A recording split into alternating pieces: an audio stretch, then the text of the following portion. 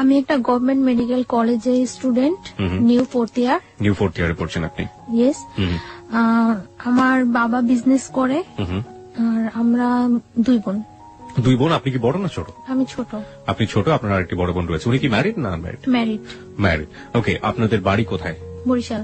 ওকে, বরিশাল আসলে খুবই সুন্দর একটা শহর। বরিশালের বন্ধু যারা শুনছেন তাদেরকে বলি, বরিশাল আসলে খুবই সাজানো গোছানো, খুব সুন্দর একটা শহর। ওখানে শহরের মাঝখানে একটা পুকুর আছে, পুকুরটার নামটা কি মনে আছে? বিবির পুকুর বলে, বিবির পুকুর। বিবির পুকুর বলে। তো চলুন আপনার গল্পটা শুরু করি। ছায়া, কোথা থেকে শুরু করবেন? ছোট থেকে শুরু করি। জি প্লিজ। আপনি একটু জোরে বলবেন। হ্যাঁ, আপনার কথা শুনে মনে হচ্ছে যে আপনাকে আমরা স্টুডিওতে নিয়ে এসেছি, কোনো কিছু খাবার টাবার কিছু দেয়নি, একদম দুর্বল। হ্যাঁ, একটু জোরে বলতে হবে প্লিজ। ওকে, চলুন শুরু করা যাক। আমার ছোটবেলাটা বিশেষ করে শহরেই বেশি কেটেছে। আমি স্টুডেন্ট হিসেবে মোটামুটি ভালোই ছিলাম, তার জন্য আমাকে শহরে পড়াশোনা করানোর জন্য শহরে রাখা হয়েছে। আমি মতিঝিল আইডিয়াল স্টুডেন্ট ছিলাম। তো ওইখানে পড়াশোনা করতাম। ক্লাস 6 পর্যন্ত ওইখানে পড়ার পর আমি অসুস্থ হয়ে যাই। অসুস্থ হয়ে যাওয়ার পরে আমি আমার গ্রামে শিফট হই। শিফট হওয়ার পরে আমি আমাদের ওইখানে গভর্নমেন্ট গার্লসে ভর্তি হই। ওইখানে আমার পড়াশোনা হয়। আমি ক্লাস 5-এ বৃত্তি পেয়েছিলাম, ক্লাস 8-এও বৃত্তি পেয়েছিলাম, এবং ক্লাস 9-এ সায়েন্স থেকে পড়াশোনা। ওকে, এসএসসি আপনি সায়েন্স ব্যাকগ্রাউন্ড ছিল? Background science, SSC, higher math সহ। বাহ বাহ বাহ।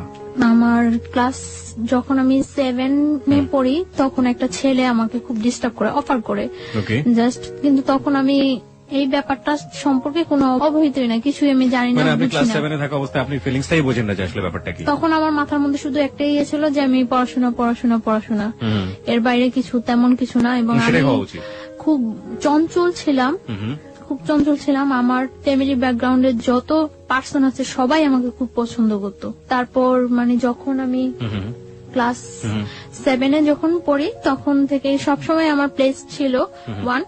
তো তারপর 7-এ যখন পড়ি তখন ওই ছেলেটা আমাকে ডিস্টার্ব করে, তখন আমি আমার বাসায় জানাই।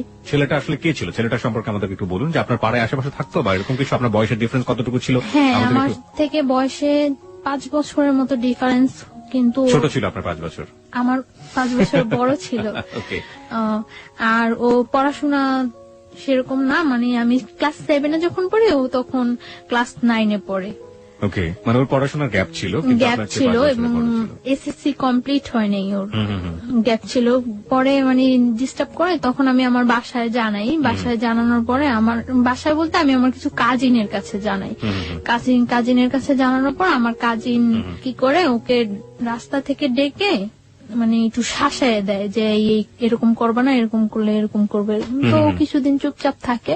চুপচাপ থাকার পর আমি আবার স্কুল যাই আসি, কোনো প্রবলেম করে না। কিছুদিন চুপচাপ থাকে, তারপর দেখা গেছে আমি যখন স্কুল যাই আমার সাথে সাথে যায়, আবার আমি যখন আসি তখন আমার সাথে সাথে আসে, এবং নানা রকম সাউন্ড করে। কি ধরনের সাউন্ড করতো মনে আছে? হ্যাঁ, এইরকম যে ভালো লাগে, বললেই তো হয়, কি প্রবলেম, আমরা কি চলি না, এরকম বিভিন্ন রকম সাউন্ড করে। তো সাউন্ড করে এইভাবে ক্লাস 7 শেষ হয়ে যায়, ক্লাস 8 শেষ হয়ে যায়। তো 8-এ যখন আমি বৃত্তি পরীক্ষা দেব, তো বৃত্তি পরীক্ষাটা আমাদের স্কুল থেকে একটু দূরে আরেকটা স্কুলে আমার সেন্টারটা। তো ওই স্কুলে যাই আমি বৃত্তি পরীক্ষা দেই। তো পরীক্ষার মধ্যে ও হলের পিছন দিয়ে ওয়াল টপকায় হলের ভিতরে ঢুকে। তো ভিতরে ঢোকার পরে আমার সাথে কথা বলার জন্য আমার দাঁড় করায়। তারপরে কথা বলার জন্য দাঁড় করানোর পরে আমি বলি যে আপনি আমাকে এইভাবে ডিস্টার্ব করতেছেন, আমার পরীক্ষা চলতেছে, এটা কিন্তু ঠিক না। তো তারপর আমি বাসায় এসে ফার্স্ট তো আমার কাজিনদের কাছে আমি আবারও বলি। তো ওনারা বলে যে বাসায় কিছু বলিস না, এটা বাসায় বললে হয়তো সবাই টেনশন করবো। তো ওনারা আবার ওকে ডাইকা বলে যে তোমার একবার শাসায় দিলাম, ইয়ে হয় নাই, আরেকবার এরকম করলে কিন্তু একেবারে মাইরাটে পাটা ভাঙিয়ে দেবো, এরকম ভেঙে দেবো, এরকম কিছু বলে। কারা বলতো? আপনার কাজিন বলতো? কাজিনরা বলতো। ছেলে। আপনার বাবা মাকে কাউকে জানাই না, আমার কোনো প্রবলেম হলে আমি ওদেরকেই জানাইতাম। আপনি বাবা মাকে কেন জানাতেন না এটা আমাদের একটু বলবেন? হেজিটেট ফিল করতেন নাকি কোনো ভয় পেতেন না কোনো সমস্যা? হ্যাঁ, হেজিটেট ফিল করতাম। দ্বিতীয়ত আমার আব্বু খুব একটু সেনসিটিভ টাইপের লোক, কোনো ভেজাল বা আমাদের ওইখানে যে আমার আব্বুকে পছন্দ করে না এরকম কেউ নাই। তো তার জন্য আমি আমার আব্বুকে কিছু বলতে পারতাম না। আমার আব্বুকে আমি অনেক ভয়ও পাইতাম, কিছু বলতাম না। আপনি আপনার আব্বুকে অনেক ভয় পেতেন। আর আপনার মা? আমার মাকেও আমি কিছু বলিনি, কারণ আমি যে কোনো প্রবলেম পড়লে ওদেরকে বললে এটা সলভ হয়ে যায়। এখানে আমি একটু নোট করতে চাই সবাইকে, দেখবেন যে এই বয়সে, বিশেষ করে ও কিশোরী বয়স, ক্লাস 7 এর কথা বলছে, এই সময়টায় বাবা কিংবা মা তার সন্তানের সবচেয়ে ভালো বন্ধু হওয়া প্রয়োজন। দেখুন, ওর জীবনে কিন্তু অনেক বড় একটা ঘটনা ঘটে যাচ্ছে এবং সেটা ও তার কাজিনদেরকে বলছে। সমস্যা কিন্তু জট পাকাচ্ছে, যেটা যদি বাবা মাকে বলতো তাহলে হয়তো সমস্যাটা অন্যভাবে হলেও সেটা সমাধান হতে পারত, কিন্তু সে তার বাবা মাকে বলেনি, কারণ তার বাবা এবং তার মা তার ক্ষেত্রে খুব বেশি ফ্রেন্ডলি না।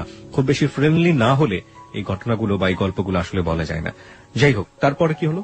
তারপর মানে ও চুপচাপ থাকে, অনেকদিন চুপচাপ থাকে। আমি ক্লাস 8 শেষ করি, 9 শুরু হয়, আমার 9ও প্রায় অর্ধেকটা শেষ হয়ে যায়। তারপর আমার কিছু মানে নিউ ফ্রেন্ড হয়, কিছু আগের ফ্রেন্ডরা আমার থেকে আগের ফ্রেন্ডরা দূরে সরে যায়, আবার কিছু নিউ ফ্রেন্ড হয় আমার।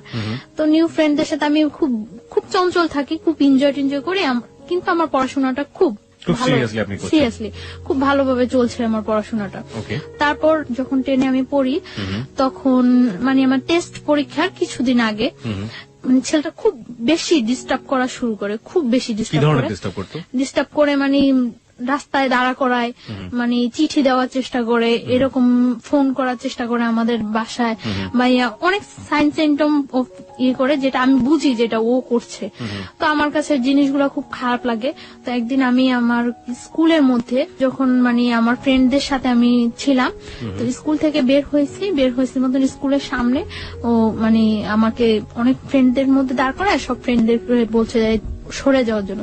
সবাই সরে যাওয়ার পরে আমি খুব বিরক্ত হই, খুব রাফ বিহেভ করি ওর সাথে। কি করেন আপনি? দেখুন, আপনি রাফ বিহেভ না বলে আপনি বলুন যে আপনি যেটা করেছিলেন সেটাই। হ্যাঁ, রাফ বিহেভটা হলো আমি ওর সাথে খুব উচ্চ স্বরে কথা বলি। উচ্চ স্বরে কথা বলার পর মানে, কেন আমাকে দাঁড় করাইছেন, এইরকম করতেছেন কেন, আপনি কি আমার যোগ্য নাকি, এইভাবে আমি অনেক কথা বলি। গালি টালি দিয়েছিলেন? না, গালি টালি না, আমি ওইটা কখনোই পারি না।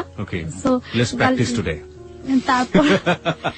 তারপর মানে আমি একটু মজা করছিলাম। আমি একটু জানি যে ওই ছেলেটা তখন আপনার সাথে কি করলো, আপনি যখন রাগারাগি করছিলেন? ওকে চুপ করে বসেছিল? না, চুপ করে নাই, ও মানে দাঁড়ায়, অনেক চোখগুলা অনেক লাল লাল লাল থাকতো, ওর চোখ টোক বড় করে অনেক ইয়ে হয়েছে। তো আমি এক পর্যায়ে আমি ছেলেটাকে একটা চড় মারি। এক পর্যায়ে ছেলেটাকে আমি কথা কাটাকাটি হয়, এক পর্যায়ে চড় মারি। এখন একটা স্কুলের সামনে অনেক স্টুডেন্ট থাকে, অনেক লোকজন ছিল, এমনকি মানে ওই স্কুলের সামনে ঝালমুড়ি আলারা পর্যন্ত ওর ফেভারে ছিল, সবাই আমাকে মানে ওর কথা বলতো। তো চরমারি এটা ওর খুব গায়ে লাগে। গায়ে লাগার পরে কিছুদিন পর ও আমার একদিন স্কুলের মধ্যে যায়। আপনার স্কুলের মধ্যে যখন যাচ্ছে সেই ঘটনাটা আমি আসবো, তবে তার আগে আমাকে বলেন তো, এই ঝালমুড়িওয়ালাও তার ফেভারে ছিল, মানে সবাই ফেভারে ছিল, মানে ব্যাপারটা ঠিক বুঝতে। ও কি একই স্কুলে পড়তো আপনার? না, আমি গার্লসে পড়তাম। আচ্ছা। ও বয়েজে পড়তো। আমি যখন ক্লাস 10-এ পড়ি তখনও ও এসএসসি কমপ্লিট করতে পারে নাই। না, আমি জানতে চাচ্ছি যে ফেভারে ছিল মানেটা কি? ও কি খুব পপুলার ছিল ওই মুহূর্তে ক্যাম্পাসে বা ওরকম কিছু? না, পপুলার ছিল না, ও ওইখানে খুব যাতায়াত করতো, ও দেখতে সুন্দর ছিল, মানে যে কোনো কারোর সাথে কথা বললে তাকে খুব ইজি ম্যানেজ করতে পারে। ঠিক আছে, তারপরে কি হলো? তারপরে আপনার চর মারার পরে আপনি বলছিলেন যে চর মারার পরে কিছুদিন যায়, মনে হয় 4-5 দিন যায়। 4-5 দিন গ্যাপের পরে ও একদিন আমার স্কুলে যায়। তো আমি কলের কাছে ছিলাম, কলের কাছ থেকে আমি ঘুরে আসতে নেওয়ার পরে আমি হঠাৎ ওকে দেখে আমি মানে যেই পথে আসতেছিলাম ওটা ব্যাক করে অন্য পথে আসতে নেই। তো আমার তখন একটু ভয় কাজ করে, মানে আমি দেখতেছি যে ও কয়েকটা ছেলে নিয়ে ঢুকছে, তো ভয় কাজ করে। তারপর আমি ওই ঘুরে আসতে নিলে ও মানে দৌড়ে ঘুরে এসে আমার সামনে দাঁড়ায় আমার হাতে ধরে টান দেওয়ার পর আমি মানে ওইখানে আমি হাত ছাড়েন বলে উঠি। তারপর কিছু মেয়েরা থাকে পিছনে, তারা ওইখানে আসার পর মানে ও আমাকে বলতেছে যে তুমি আমার ওই দিন যে অপমানটা করছো কাজটা ঠিক করো নাই, আমি তোমার একদিন হইলেও আমার বাসায় নিয়ে ছাড়বো, একদিন হইলেও আমার ঘরে ভাত রান্না করামো তোমাকে দিয়ে। তো আমি বলছি আচ্ছা ঠিক আছে, পারলে কইরেন। এরকম কথা বলার পরে প্রেক্ষিতে মানে ও তখন চলে আসার পরে অনেক দিন যাবত গ্যাপ থাকে। আমার এসএসসি কমপ্লিট হয়ে যায়, ওকে আমি দেখি না। এসএসসি কমপ্লিট হয়ে যায়, আমি তো মনে করছি ও মনে হয় চলে গেছে, কোথাও ইয়ে হয়ে গেছে। এসএসসি কমপ্লিট হয়ে যায়, আমি ঢাকা আসি। আমি আগে আমাদের ওইখানে কলেজেই ভর্তি হই আর পরে ঢাকা আসি। তখন ওই ইয়ারের সিস্টেম ছিল, মানে পয়েন্টেই ভর্তি করানোর জন্য ওই ইয়ার সিস্টেম হয়। তো আমি হোলি ক্রসে ভর্তি হই, ফার্মগেট হোলি ক্রসে ভর্তি হওয়ার পর আমি এখানে একেবারে শিফট হয়ে যাই ফার্মগেট হোস্টেলে। এখানে পড়াশোনা করে মাঝে মাঝে বাড়ি যাওয়া হয়, ঈদে বাড়ি যাওয়া হয়। এমনিতে ততটা বাড়ি যাওয়া হয় না, খুব ইয়ে থাকে আমার উপরে, খুব প্রেশার থাকে পড়াশোনার উপর যে আমার রেজাল্ট ভালো করতেই হবে। তো আমার চলছে, ভালোই পড়াশোনা চলছে। ইন্টার পরীক্ষা দেওয়ার পরে বাড়ি যাই অনেক দিন থাকি বাড়িতে। ওকে। যতদিন পর্যন্ত রেজাল্ট না হয় বাড়িতে থাকি। রেজাল্ট হওয়ার কিছুদিন আগে আমি ঢাকা আসি মেডিকেলের জন্য কোচিনে এডমিট হই। তো এখানে কোচিন টুচিন করার পরে মেডিকেল আমি এডমিশন দেই। মেডিকেলে এডমিশন দেওয়ার পরে আমার মেডিকেলে চান্স হয়। চান্স হওয়ার পরে ওইখানে ভর্তি টর্তি হওয়ার কিছুদিন পরে ক্যাম্পাস বন্ধ হওয়ার পরে আমি বাড়ি যাই। ফার্স্টলি বাড়ি যাওয়ার পরে আমি আমার ওই ফ্রেন্ডদের সাথে এমনি কন্ট্যাক্ট হয়। এর মধ্যে একটা ফ্রেন্ড ঢাকায় এডমিট হয়েছে ইডেন কলেজে, তো ওর সাথে ভালো কন্ট্রাক্ট থাকে। তো বাড়ি যাওয়ার পরে সবার সাথে কন্ট্রাক্ট হয়। কন্ট্রাক্ট হওয়ার পর আমরা ঠিক করি যে একদিন টিচারের সাথে দেখা করবো। আমরা বাড়িতে যে হায়ার ম্যাথ যে টিচারের কাছে করতাম ওই টিচারের কাছে দেখা করবো। ওই টিচার হলো বরিশাল মদনমোহন কলেজের টিচার। মদনমোহন কলেজের টিচারের সাথে দেখা করব। তো ওই টিচারের কাছে দেখা করার জন্য আমরা যাই, সকালবেলা যাই। আমি ওই দিন আমি চলে আসবো ঢাকা, তার জন্য আমি সকালবেলায় যাই যে আমার বিকালে ঢাকা চলে আসতে হবে। বরিশাল থেকে আসার ওয়েটা বিকালে। তো আমি সকালবেলা যাই, যাওয়ার পরে মানে অনেকক্ষণ হয়ে যায়, আমার ফ্রেন্ডেরা কেউ আসে না। তারপর আমি ফোন করি সবাই, কি ব্যাপার তোমরা আসো না কেন? বলতেছে আমাদের তো আজকে পিকনিক, তো একটা কাজ করি আমরা সবাই রেডি হয়ে আসি দেখা টাকা করে চলে যাব। তো আমি বলতেছি আচ্ছা ঠিক আছে আসো, আমি কিছুক্ষণ ওয়েট করি। তারপর আসছে ওরা, আসার পরে ওরা বলতেছে আমাদের সাথে চল। আমি বলতেছি না আমার তো আজকেই ঢাকা যেতে হবে, আর তাছাড়া আমি বাসায় বলে আসিনি, আমার আম্মু অনেক রাগ করবে, সবাই অনেক রাগ করবো, আমি বলে আসিনি, এটা কিছুতেই সম্ভব না যাওয়া। পরে বলতেছে আচ্ছা আমরা তো তোর বাসার সামনে দিয়ে যাব, তুই আমাদের সাথে চল, তোকে শিফট করে দিয়ে চলে যাবো আমরা।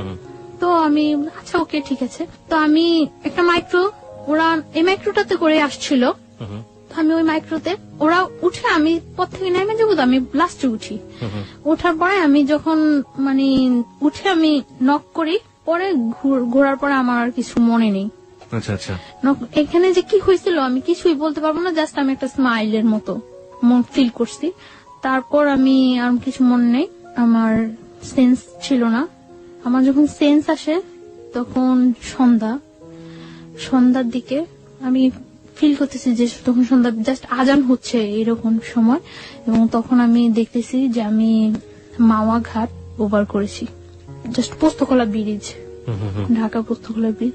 কিন্তু আমি তখন মুখে কিছু বলতে পারছি না এবং কোনো কিছু, আমি জাস্ট একবার কি দুইবার চোখ খুলে আবার চোখ অফ হয়ে গেছে। তারপর আমি আর কিছু বলতে পারবো না। যখন আমার সেন্স আসছে রাত্রে, তখন প্রায় 2:30 কি 3টা বাজে মনে হয়, আমি ওইরকম মনে হচ্ছিল আমার কাছে 2:30 কি 3টা বাজে। তখন আমি যে জায়গা ওই জায়গাটা টাঙ্গাইল, মানে আমি ব্যাক আসার সময় দেখেছি যে ওটা টাঙ্গাইল, কিন্তু তখন আমি জানি না ওটা যে টাঙ্গাইল। আমি একটা বাসায় আছি, ওই বাসায় অনেক লোকজন আছে, এবং আমি এর মধ্যে যখন আমি মাওয়াতে পোস্তকলা ব্রিজ, মাওয়া ঘাট যখন শেষ হলো, পোস্তকলা ব্রিজে যখন আমি চোখ খুললাম, তখন আমি দেখছি যে আমার পাশে ওই ছেলেটা বসা, সামনে আরেকটা ছেলে বসা, মাইক্রোতে 2টা ছেলে, আর আমি সামনে যে ছেলেটা বসা ওই ছেলেটাকে আমি কখনোই দেখি নাই, আর আমার সাথে পরিচিত না ছেলেটা। আপনি কি মাইক্রোতে তখন আপনি মাইক্রোর ভিতরে? তখন আমি এর মধ্যে যে 2বার চোখ খুললাম, তখন আমি দেখতে পেয়েছি যে আমার সামনে ছেলেটা ড্রাইভারের পাশে বসা, যাকে আমি কখনোই দেখিনি এর আগে, আর আমার পাশে ওই ছেলেটা। এবং তারপর তো রাত্রে আমি যেই বাসায় যখন আমার সেন্স আসে, তখন আমি ওই বাসায়, এবং আমি দেখি যে আমার চারপাশে অনেক লোকজন, ওই বাসার অনেক মেম্বার, বাট আমি তাদের কাউকে তো কখনোই দেখিনি, চিনিও না। তারপর আমি জিজ্ঞাসা করলাম যে আমি এখানে কেন আসছি এবং কিভাবে। তারপর বললো যে তুমি এখানে কোনো শব্দ করবা না, সাউন্ড করবা না, এখানে যদি কোনো সাউন্ড করো তোমারই কিন্তু প্রবলেম হবে, তো এখানে কোনো সাউন্ড টাউন্ড করবা না, চুপচাপ শুয়ে থাকো। তারপর বললাম যে কেন আমি চুপচাপ শুয়ে থাকবো, আমি এইখানে আসলাম কিভাবে, আমি তো এখানে আসা না, আমার তো আজকে ঢাকা যাওয়ার কথা। তারপর বলতেছে তুমি ঢাকায় আসো, প্রবলেম নাই। ওই বাসায় একটা মহিলা বলতেছে আমাকে, তুমি ঢাকায় আসো, প্রবলেম নাই, চুপচাপ শুয়ে থাকো, আমরা কিন্তু লোক বেশি ভালো না, বেশি সাউন্ড করবা একেবারে জবাই করে দেবো। আমি তারপর চুপচাপ শুয়েছিলাম। সকাল হওয়ার পর আমি দেখলাম যে ওই ছেলেটা আসছে ওই বাসায় ছিল না, আমি ছিলাম ওই বাসায়, আসছে, এবং আসার পরে মানে এতক্ষণ তো আমি সবার সাথে কন্টিনিউ ছিলাম। আসার পরে আমাকে একটা রুমে আলাদা করে মানে বসিয়ে আমার হাত পা বেঁধে দেওয়া হয়েছে। বেঁধে তারপরে ও বলতেছে এবার বুঝছো আমার সাথে খারাপ ব্যবহার করার কি ফল, আমি তো তোমার আগেই বলছিলাম যে আমার সাথে রাফ বিহেভ করে কিছু করতে পারবো না, আমার সাথে খারাপ ব্যবহার করার ফল বুঝছো। পরে আমি বলছি যে আপনি কেন নিয়ে আসছেন আমাকে এখানে। পরে বলতেছে দেখো আমি তোমার নিয়ে আসছি, আমি তোমার কোনো ক্ষতি করবো না, তুমি আমাকে বিয়ে করো, সবকিছু ঠিক হয়ে যাবে, তুমি বিয়ের কন্ডিশনে তুমি যেটা বলবো সেটাই ওকে। পরে আমি বলছি কেন আমি আপনাকে বিয়ে করব? আমি তো আপনাকে বিয়ে করার প্রশ্নই জাগে না। আপনি নিজের অবস্থানটা আর আমার অবস্থানটা চিন্তা করেন। আমি একটা মেডিকেল স্টুডেন্ট আর আপনি একটা, যে কোনো ওয়েই নেই আমার সাথে আপনার বিয়ে হওয়ার মতো। আমি কেন আপনাকে বিয়ে করবো? আপনি যে আমাকে এখানে তুলে নিয়ে আসছেন, এটা যদি কেউ জানে আপনার যে কি অবস্থা হবে একবার চিন্তা করছেন? পরে বলতেছে আমি তো তোমাকে তুলে নিয়ে আসছি, এটা তো কেউ জীবনে জানবো না, সবাই তো জানে তুমি আমার সাথে পালায় চলে আসছো। আমি বলছি হোয়াট, আমি আপনার সাথে পালায় আসছি মানে? পরে বলতেছে তোমাকে আমি নিয়ে আসছি তখন সকাল 8:30, আর 9:30 মধ্যে অত্র এলাকার এমন কোন লোক নেই যে জানে যে তুমি আমার সাথে পালায় আসছো। আমি মানে কি? পরে বলতেছে এটাই, তুমি তো এটাই বুঝলা না আমি যে কি করতে পারি। তোমাকে আমি নিয়ে আসার পরে আমার বন্ধু বান্ধব হইতে সবাই এলাকায় পাবলিশ করে দিছে যে আমি তোমার সাথে, তুমি আমার সাথে পালায় আসছো, আর তোমার সাথে যে আমার আগে থেকে একটা ইয়ে হইতেছিল এটা তো সবাই জানে। পরে আমি বলতেছি আশ্চর্য, এই কথা কেউ বিশ্বাস করবো না যে আমি আপনার সাথে পালায় আসছি, আমি আপনার সাথে পালায় আসতে যাবো কেন? পরে বলতেছে কেউ বিশ্বাস করবে না, কিন্তু করানো হয়েছে, সবাই এখন জানে যে তুমি আমার সাথে পালায় আসছো, বিশ্বাস করো না। তারপর ও কয়েকটা নাম্বারে ফোন দিল, ফোন দিয়ে সবাই একই কথা বলতেছে, মানে ওর পরিচয়টা ও না দিয়ে জিজ্ঞাসা করতেছে যে ওই মেয়েটার সম্পর্কে এই কথাটা শুনলাম, ওই মেয়েটা নাকি পালাই গেছে, এরকম এরকম সবাই একই কথা বলতেছে, হ্যাঁ মেয়েটা পালাই গেছে, কত খারাপ মেয়ে, বাবা কত কষ্ট করে পড়াশোনা করেছে, খুব বিশ্রী বিশ্রী কমান্ড করতেছে সবাই আমার সাথে। আমি কান্না শুরু করে দিচ্ছি। পরে বলছে কান্না করে কোনো লাভ নেই, যা হওয়ার হয়ে গেছে, তুমি আইনে নাও, বিয়ে করো। আমি জীবনেও না।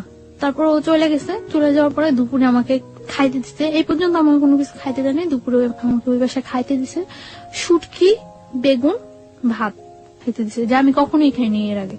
খাইতে দেওয়ার পর আমি খাই নাই, না খাওয়ার পরে ও এসে আমার বলতেছে সোজাসুজি খাও, না হলে কিন্তু মারবো। আমি বলছি আপনি আমাকে মারবেন কেন? আপনি মারার কি আমাকে? আমাকে আমার বাবা মা পর্যন্ত কোনো টাচ করে নেয় আর আপনি মারবেন? পরে বলতেছে আমি মারার কে, তুমি দেখবা। পরে বলছে খাও। পরে আমি বলছি না আমি খাবো না, আমি এই খাবার খাবো না। পরে বলছি কি খাইবা? আমি বলছি আমি কিচ্ছু খাবো না, আমার বাড়িতে নিয়ে আসেন, আমার বাড়িতে দিয়ে আসেন। আপনারা আমার বাড়িতে না দিয়ে আসেন, আমার বাড়ি কারোর সাথে কন্ট্যাক্ট করতে দেন, সে এসে আমার বাড়ি থেকে লোকজন এসে আমাকে নিয়ে যাবে। ইম্পসিবল, তুমি তো তোমার বাড়ি থেকে আর কখন জীবনেও কন্ট্যাক্ট করতে পারবে না, তুমি আর জীবনেও তোমার বাড়ি কারোর কাছে যাইতেও পারবো না, কন্ট্যাক্ট করতে পারবে না। তারপর চলে গেছে, তো আমি আর কি বলবো, চুপচাপ ছিলাম, আমি খাইনি। তারপর রাত্রে আবার আসছে, রাত্রে এসে বলছে তুমি চিন্তা করছো, ডিসিশন নিছো, কি করবা? আমি বলছি ডিসিশন নেওয়ার কিছু নেই, আমার পক্ষে আপনাকে বিয়ে করা সম্ভব না, আর আগে তো যা ছিল এখন তো আরো আগে সম্ভব না। আপনি কত বড় একটা অপরাধ করছেন, আপনি আমার তুলে নিয়ে আসছেন না জানে, তারপর আনছেন টানছেন সবার কাছে আবার এটা প্রকাশ করে দিচ্ছেন আমি আপনার সাথে পালাই আসছি, কত খারাপ কাজ করছেন, ইম্পসিবল, আমি আপনাকে কখনোই বিয়ে করবো না। পরে বলতেছে তুমি বিয়ে করবা, পরে তুমি আমার সাথে সংসারও করবা, আমার কাছেই থাকবা তুমি। বলছে না আমি কখনো এই কাজ করবো না, আমি আপনার বিয়ে করবো না, আপনি যদি আমার মায়েরাও ফেলান তারপর আমি আপনাকে বিয়ে করবো না। তারপর বললো মায়েরা ফেললো বিয়ে করবো না, না আমি বলছি না করবো না। তারপর বলতেছে যে খাও, এখন ডিম ভাজি আর ভাত নিয়ে এসছে খাওয়ার জন্য। যে জায়গায় নিয়ে গেছে ওই ফ্যামিলিটা তো এস্টাবলিশড ফ্যামিলি না, কিন্তু মানে লোকগুলো খুব ভালো না, এটা আমার কাছে আমি ফিল করতে পারছি যে লোকগুলো খুব ভালো না। তারপর বলছে খাইবা না? পরে আমি বলছি না খাবো না। তারপরে তখন আমার অনেক মানে চুল ছিল, বড় চুল ছিল, আমি তখন বোরকা পরি না, চুল ছিল। তখন বলতেছে যে এখন যদি আমি তোমার চুলগুলি সব কাটে দেই তারপর কি তুমি খাইবা? আমি বলছি আপনি আমার চুল কাটবেন কেন? তোমার চুল কাইটা, তোমার চুল একেবারে মানে চুরি করলে মানুষ যেভাবে চুল কাটে ওইভাবে চুল কাইটা তোমার যদি একেবারে চেহারা নষ্ট করে সব ইয়ে করে যদি তোমার রাস্তায় ছেড়ে দেয় তারপরে কেমন হইব? তার চেয়ে বরং তুমি স্বাভাবিক আমাকে বিয়ে করো, বিয়ে করার পরে তুমি যদি পড়াশোনা করতে চাও, সব যা করতে চাও সবকিছু ঠিক আছে, আমি তোমার পড়াশোনা করাম। না আমি আপনাকে বিয়ে করবো না। পরে এভাবে আরো 2-3 দিন চলে গেল, হ্যাঁ না খাওয়া, আমি খুব উইক হয়ে যাচ্ছি, না খাওয়া 2-3 দিন চলে গেছে। 2-3 দিন চলে যাওয়ার পরে টর্চার করা শুরু করলো। টর্চার বলতে কি এমনিতে কোনো টর্চার না, জাস্ট চর মারতো, আর আমার মানে পা বাঁধা এইভাবে বাইধে রাখছিল, তো পায়ের নখের মধ্যে পাড়া দিয়ে দাঁড়ায় থাকতো, যেটা খুব পেন ফিল হতো, কারণ নখ তো খুব সেন্সিটিভ জায়গা, ওইখানে পাড়া দিলে খুব পেন ফিল হতো। তখন আমি মানে চিল্লাইতে চাইলে মুখ বন্ধ করে ধরে রাখতো। তো এইভাবে প্রায় 7-8 দিন চলে গেছে, 8 দিন 9 দিনের দিন, 9 দিনের দিন আমি মনে করছি নিজে নিজে করতেছি যে এখান থেকে আমার, যেহেতু আমার ফ্যামিলি কেউ জানেই না আমি কোথায় আছি, আর এখান থেকে আমার খুঁজে বাই করা সম্ভব না যে আমি এইখানে আছি, যে খুঁজবো তারা খুঁজে যে বাই করবো, তারা কি আমার আদৌ খুঁজতেছে না এইটাই মনে করতেছে যে আসলে আমি পলাই গেছি, সেটাও তো আমি জানি না যে আমি কিভাবে শিওর হম যে হ্যাঁ আমার তারা খুঁজতেছে, তারা আমার খুঁজে নিবো, এই আশায় যে আমি বসে থাকবো, কিভাবে আমি শিওর হবো। তারপর আমি ইয়ে করলাম যে না, আমি ওর ওয়েতে রাজি হয়ে যাই, তবে কিছু কন্ডিশন দিয়ে। তারপর ও আসে রাত্রে আসার পর ওই বাসায় থাকে না, ওই বাসায় শুধু আমি থাকি। ওই বাসায় থাকে না, একটা ঘরের মধ্যে আমাকে আটকে রাখছিল। ঘরটা হলো অর্ধেক টিন অর্ধেক মাটি, এরকম ঘর। তো আমি তারপর আসার পরে আমি বলছি আচ্ছা ঠিক আছে, আমি আপনার বিয়ে করতে রাজি, তবে সত্য আছে। সত্য সত্য হলো আমার পড়াশোনা শেষ না হওয়া পর্যন্ত আমি আপনার সাথে কোনো রিলেশনে যেতে পারবো না। যেহেতু আমার ক্যারিয়ার আছে, আমি মেডিকেল স্টুডেন্ট, আমার এত কষ্ট করে যেহেতু আমি এতটুকু আসছি, আমার ইয়াটা শেষ হোক, সেটা আপনার জন্য বেটার হবে, আমার জন্য বেটার হবে। যেহেতু আপনিও ততটা এস্টাবলিশড না, তখনও একটা চাকরি করতো নাকি, ওই যে অনেকদিন আগে চলে আসছে দেশ থেকে, আর সে ঢাকা একটা চাকরি করতো। তো বললো যে এটা কি, এই কথা কি থাকবো? আমি বলতেছি হ্যাঁ এই কথা থাকবো, আমি পড়াশোনা করা পর্যন্ত আমাকে আপনি কোনো ডিস্টার্ব করবেন না, আমি তো বিয়ে তো করছি না। আর তারপরে বলতেছে ওকে। আপনি আসলে ডিস্টার্ব না করা বা রিলেশন বলতে আসলে কি বোঝালেন, যে ফিজিক্যাল রিলেশনের ফিজিক্যাল বা মেন্টালি বা ওর পরিবারে নিয়ে সংসার, যাওয়া, হ্যাঁ। মানে সবকিছু থেকে যাতে অ্যাভয়েড করতে পারি সবকিছু। আমি ওকে বললাম যে দেখেন, আপনি তো খুব ভালো করে জানেন যে আমি মেডিকেলে পড়াশোনা করি, আমার রেজাল্ট কি বা আমার ক্যারিয়ারটা কেমন হতে পারে। আর আমার ক্যারিয়ার, আমি যদি আপনাকে বিয়ে করি তাহলে তো আপনার ক্যারিয়ার, আমার ক্যারিয়ারের সাথে আপনিও তো জড়াই গেছেন, তাহলে আমার একটা ভালো ক্যারিয়ার হলে সেটা আপনার জন্য ভালো হবে। তো আপনি আমাকে কয়েকটা বছর সময় দেন, আমার ইয়েটা শেষ হোক, পড়াশোনাটা শেষ হোক, তারপরে আমি আপনার সব ওয়ে মেনে নেব। সেই পর্যন্ত আপনি আমাকে কোন রকম জোড়াজুড়ি বা কোন রকম ইয়ে করতে পারবেন না। পরে বলতেছে আচ্ছা ঠিক আছে। তারপর মানে ওই দিন রাত্রে চলে যায়, সকালে ও একজন লোক নিয়ে আসে। লোকটাকে, এটা কি কাজী না উকিল না কি আমি কিছুই জানি না, একটা লোক নিয়ে আসে, স্টাম্প নিয়ে আসে। স্টাম্পের মধ্যে ওই লোকটা আমার একটা ছবি তোলে আর ওর একটা ছবি তোলে, দুইটা ছবি পাশাপাশি রেখে পিন আপ করে দেয়। পিন আপ করে ওই লোকটা স্টাম্পে যে কি লেখে সেটাও আমি জানি না, জাস্ট স্টাম্পের মধ্যে আমি সই করে দেই। তাও আমি মানে সই করার সময় ভাবতেছি যে আমি কি সই করব না করব না, ওটা সারা জীবনের প্রশ্ন, কি করব আমি। তখন আমি সই করার সময় ভাবতেছি, তখন ও আমার একটা চড় মারলো লোকটার সামনে একটা চড় মারার পরে বলতেছে যে আগেই তো কথা হয়ে গেছে, এখন আবার এরকম করার কি আছে। লোকটা মনে করতেছে না যে আমি তোমার জোর করে নিয়ে আসছি। পরে আমি আমার ফুল নেমটা অর্ধেক লিখি আর বাকিটা লেখি না। ফুল নেমের অর্ধেক লিখি, ও সই করে দেয়। সই করে দেওয়ার পর ওই দিনই মানে সকালে 8টার দিকে ইয়ে হয়, 9টার দিকে ওই বাসা থেকে বের হয়ে নিয়ে আসে। বাসা থেকে বের হওয়ার পরে যখন বাসে উঠি তখন দেখি যে এটা টাঙ্গাইল। তো ঢাকা নিয়ে আসার পরে আমি ওই দিনই ঢাকা, আমি আমার হোস্টেলে আমি বলি যে আমি আমার হোস্টেলে চলে যাই, আপনার সাথে বিয়ে তো হয়ে গেছে। জাস্ট আমি হোস্টেলে উঠি। হোস্টেলে ওঠার পরে 2-3 দিন ভালো যায়, কোনো ইয়ে করে না। আমি আমার ফ্যামিলির সাথে যোগাযোগ করার চেষ্টা করি যে কি করব আমি এখন। আমার ফ্যামিলির সাথে যোগাযোগ করার জন্য অনেক চেষ্টা করি, বাট আমার ফ্যামিলির সাথে কোনো কন্ট্যাক্ট করতে পারি না। কেন পারেন না? মানে বাড়ির যে নাম্বারটা, ওই নাম্বারটা অফ থাকে, ওই নাম্বারটা অফ। আর অন্য কোনো নাম্বার আমার কাছে মনে নেই, আমার মানে ইয়া থাকে না। তারপর আমি অনেক ট্রাই করার পরে আমি আমার মানে দুলাভাইয়ের সাথে, বোনের হাজবেন্ডের সাথে যোগাযোগ করি। যোগাযোগ করার পরে উনি বলতেছে যে আচ্ছা যা হয়েছে তো হয়ে গেছে, কেউ বিলিভ করে না যে তুমি ইয়ে করছো, তোমার নিয়ে গেছে, সবাই এটাই বিলিভ করে। আর দেখো গ্রাম তো, সমাজ তো, সবাই একটাই জিনিস বিশ্বাস করে যে তুমি ইয়ে করছো, চলে গেছো। আর এখন যদি তুমি ফিরে আসো, এটা মানে কেউ মাইনা নিব না, এটা সবাই তোমার বরং ধিক্কার দিব। তো আমি তারপর বুঝে বলি, অনেক বলার পরে আমি ট্রাই করি আমার ফ্যামিলির কাছে ফিরে যাওয়ার জন্য, কিন্তু তারা কেউ আমাকে নেওয়ার ইয়ে করে না। তখন আমার যে দুলাভাই, ওনার সাথে আমার বোনের জাস্ট ইয়ে হয়, এঙ্গেজ হয়, বিয়ে হয় না। তখন বলে যে দেখো এইটার কারণে হয়তো তোমার বোনের অনেকটা ইয়া ফিল করতে হতে পারে। তো উনি এই কথা বলার পরে আমি মানে চুপচাপ থাকি। তারপর উনি বলে যে তুমি যেভাবে আসো ওইভাবে থাকো, তোমার যতটা হেল্প প্রয়োজন সব আমি করব, কেউ ইয়ে করবে না। তোমার হেল্পের প্রয়োজন, আমি যতটা ইয়ে করার প্রয়োজন আমি করব, তুমি পড়াশোনা করতে থাকো, আমি ট্রাই করব তোমাকে যথাসম্ভব বাহিরে পাঠিয়ে দেওয়ার জন্য। কারণ তুমি বাহিরে গেলে গিয়ে তো ওরা আয়ত্তার বাইরে চলে যাবে। জানালেন না ব্যাপারটা? হ্যাঁ জানাই, কিন্তু তারা কেউ আমাকে নেওয়ার জন্য আগ্রহ ফিল করে না। আপনি আমাকে একটু বলেন তো, খুলেই বলেন যে আপনি ফার্স্ট কখন বাবা মাকে জানালেন, কি রিয়াক্ট করলো, আমি একটু জানতে চাই। This is a very important part of this story. হ্যাঁ, আমি যখন মানে ঢাকা আসি হোস্টেলে উঠি। হোস্টেলে ওঠার পরে তখন আমার কাছে কোনো টাকা পয়সা কিছুই থাকে না। তো হোস্টেলে ওঠার 2-3 দিন পরে আমি আমার একটা ফ্রেন্ডের নাম্বার থেকে আমার বাড়িতে ফোন করি। ফোন করার পরে বাড়ির নাম্বারটা অফ। এভাবে আরো 4-5 দিন চলে যায়, আমি কারোর সাথে কন্ট্যাক্ট করতে পারি না। তারপরে আমি হঠাৎ একদিন আমি আমার বই নাড়তেছি, বইয়ের মধ্যে আমার ওই দুলাভাইয়ের নাম্বারটা পাইছি। পাওয়ার পরে আমি আমার দুলাভাইয়ের কাছে ফোন দিছি। দুলাভাইয়ের কাছে ফোন দেওয়ার পরে ভাইয়াকে আমি সব বললাম। আপন দুলাভাই এটা? হ্যাঁ। ওকে। সবকিছু বলার পর আমার ভাইয়া বলল যে কেউ আমাকে এখন নেওয়ার জন্য প্রস্তুত না। তারপর আমি আমার মার সাথে কথা বললাম। তারাও কোনো ইয়ে করতেছে না যে তুমি যা হয়েছে তুমি চলে আসো, আমরা তোমার আবার নতুন করে পড়াশোনা করবো, আমাদের কাছে রাখবো, কোনো ইয়ে হবে না। কিন্তু তারা কেউ এরকম কোন, সবার একটাই ক্ষোভ আমি চলে আসছি। সবাই জানে যে আমি পালাই আসছি, কিভাবে আসলাম, এতটা ইয়ে করলো তারা আমার জন্য। সবাই আমাকে খুব ঘৃণা করে। তখন আমি ফিল করি যে সবাই আমাকে খুব ঘৃণা করে।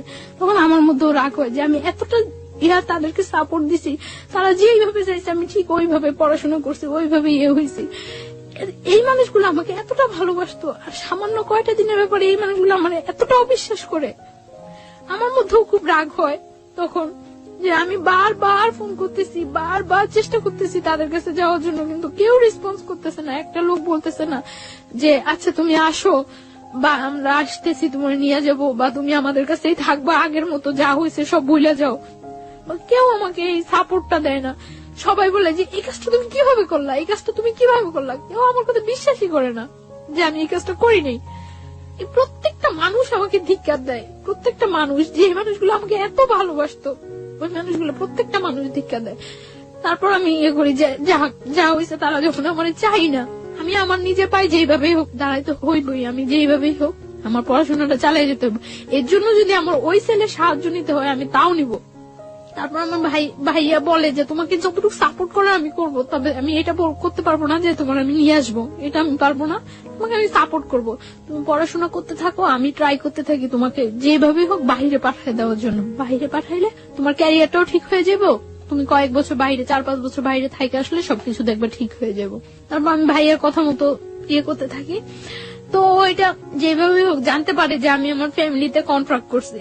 জানতে পারে, জানার পরে ও হোস্টেলে এখানে নানা রকম প্রবলেম করা শুরু করে। তো হোস্টেলে এখানে নানা রকম প্রবলেম করার পরে হোস্টেল থেকে আমাকে বলে দেয় যে দেখো তুমি ছাড়াও এখানে আরো অনেক মেয়েরা থাকে, সো এরকম প্রবলেম করলে তো সমস্যা, কি হয়েছে ব্যাপারটা বলো। আমি তাদেরকে কিছু বলতে পারি না, কারণ এই ব্যাপারটা কি বলার মতো কোনো ওয়ে আছে যে আমি তাদেরকে বলবো।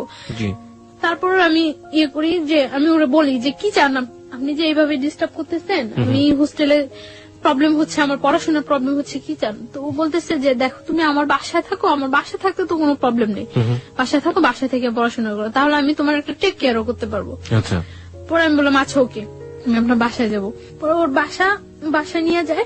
ওদের বাসায় ওর মা, ওর বোন, ও থাকে, 3 জন থাকে। ওদের বাসা নিয়ে যায়। বাসা নিয়ে যে ওর বলে যে সবাইরে বলে যে ওর সাথে কখনো কোনো রাগ বিহেভ হবে না, কোনো জোর হবে না, ও এখানে থাকবে, পড়াশোনা করবে, ওর মতো থাকবে ও। তো আমি ওই বাসায় থাকি। ওকে আপনাকে পরিচয় করিয়ে দেয় যে ও আমার বউ? হ্যাঁ, ওই ফ্যামিলির সবাই জানে যে ওইভাবে বিয়ে করেছে। কিভাবে বিয়ে করেছে সেটাও কি জানে না, কারণ না জানলে ওর মানে যখন আমরা টাঙ্গাইল ছিলাম তখন ওর বাড়ি থেকে ওকে সাপোর্ট দিছিল এবং টাকা পয়সার ব্যাপারে হেল্প করছিল। সো না জানলে তো পসিবল না এটা। ওকে এক বাবার একটাই ছেলে ছিল? না। কয় ভাই বোন ছিল ওরা? ওর 2 ভাই 1 বোন। ওই বড় ছিল সবার? হ্যাঁ, ও বড়। ওকে, বাবা কি করতেন ওনার? বিজনেস। ওকে, ঠিক আছে, চলুন। তারপর ওর বাসায় যাওয়ার পর ও ইন্ট্রোডিউস করে দেয় সবার সাথে এবং সব বলে যে যাতে আমার উপর কোনো প্রেশার ক্রিয়েট না করে। তো ওই বাসায় থাকি, আমি পড়াশোনা করতেছি, ভালো ইয়ে করতেছি, কিন্তু আমার মনের মধ্যে সবসময় একটা ভয় কাজ করতো যে ওর বাসায় আছে, ও তো খারাপ, ও খারাপ না হলে এই কাজটা জীবনেও আমার সাথে করতে পারতো না।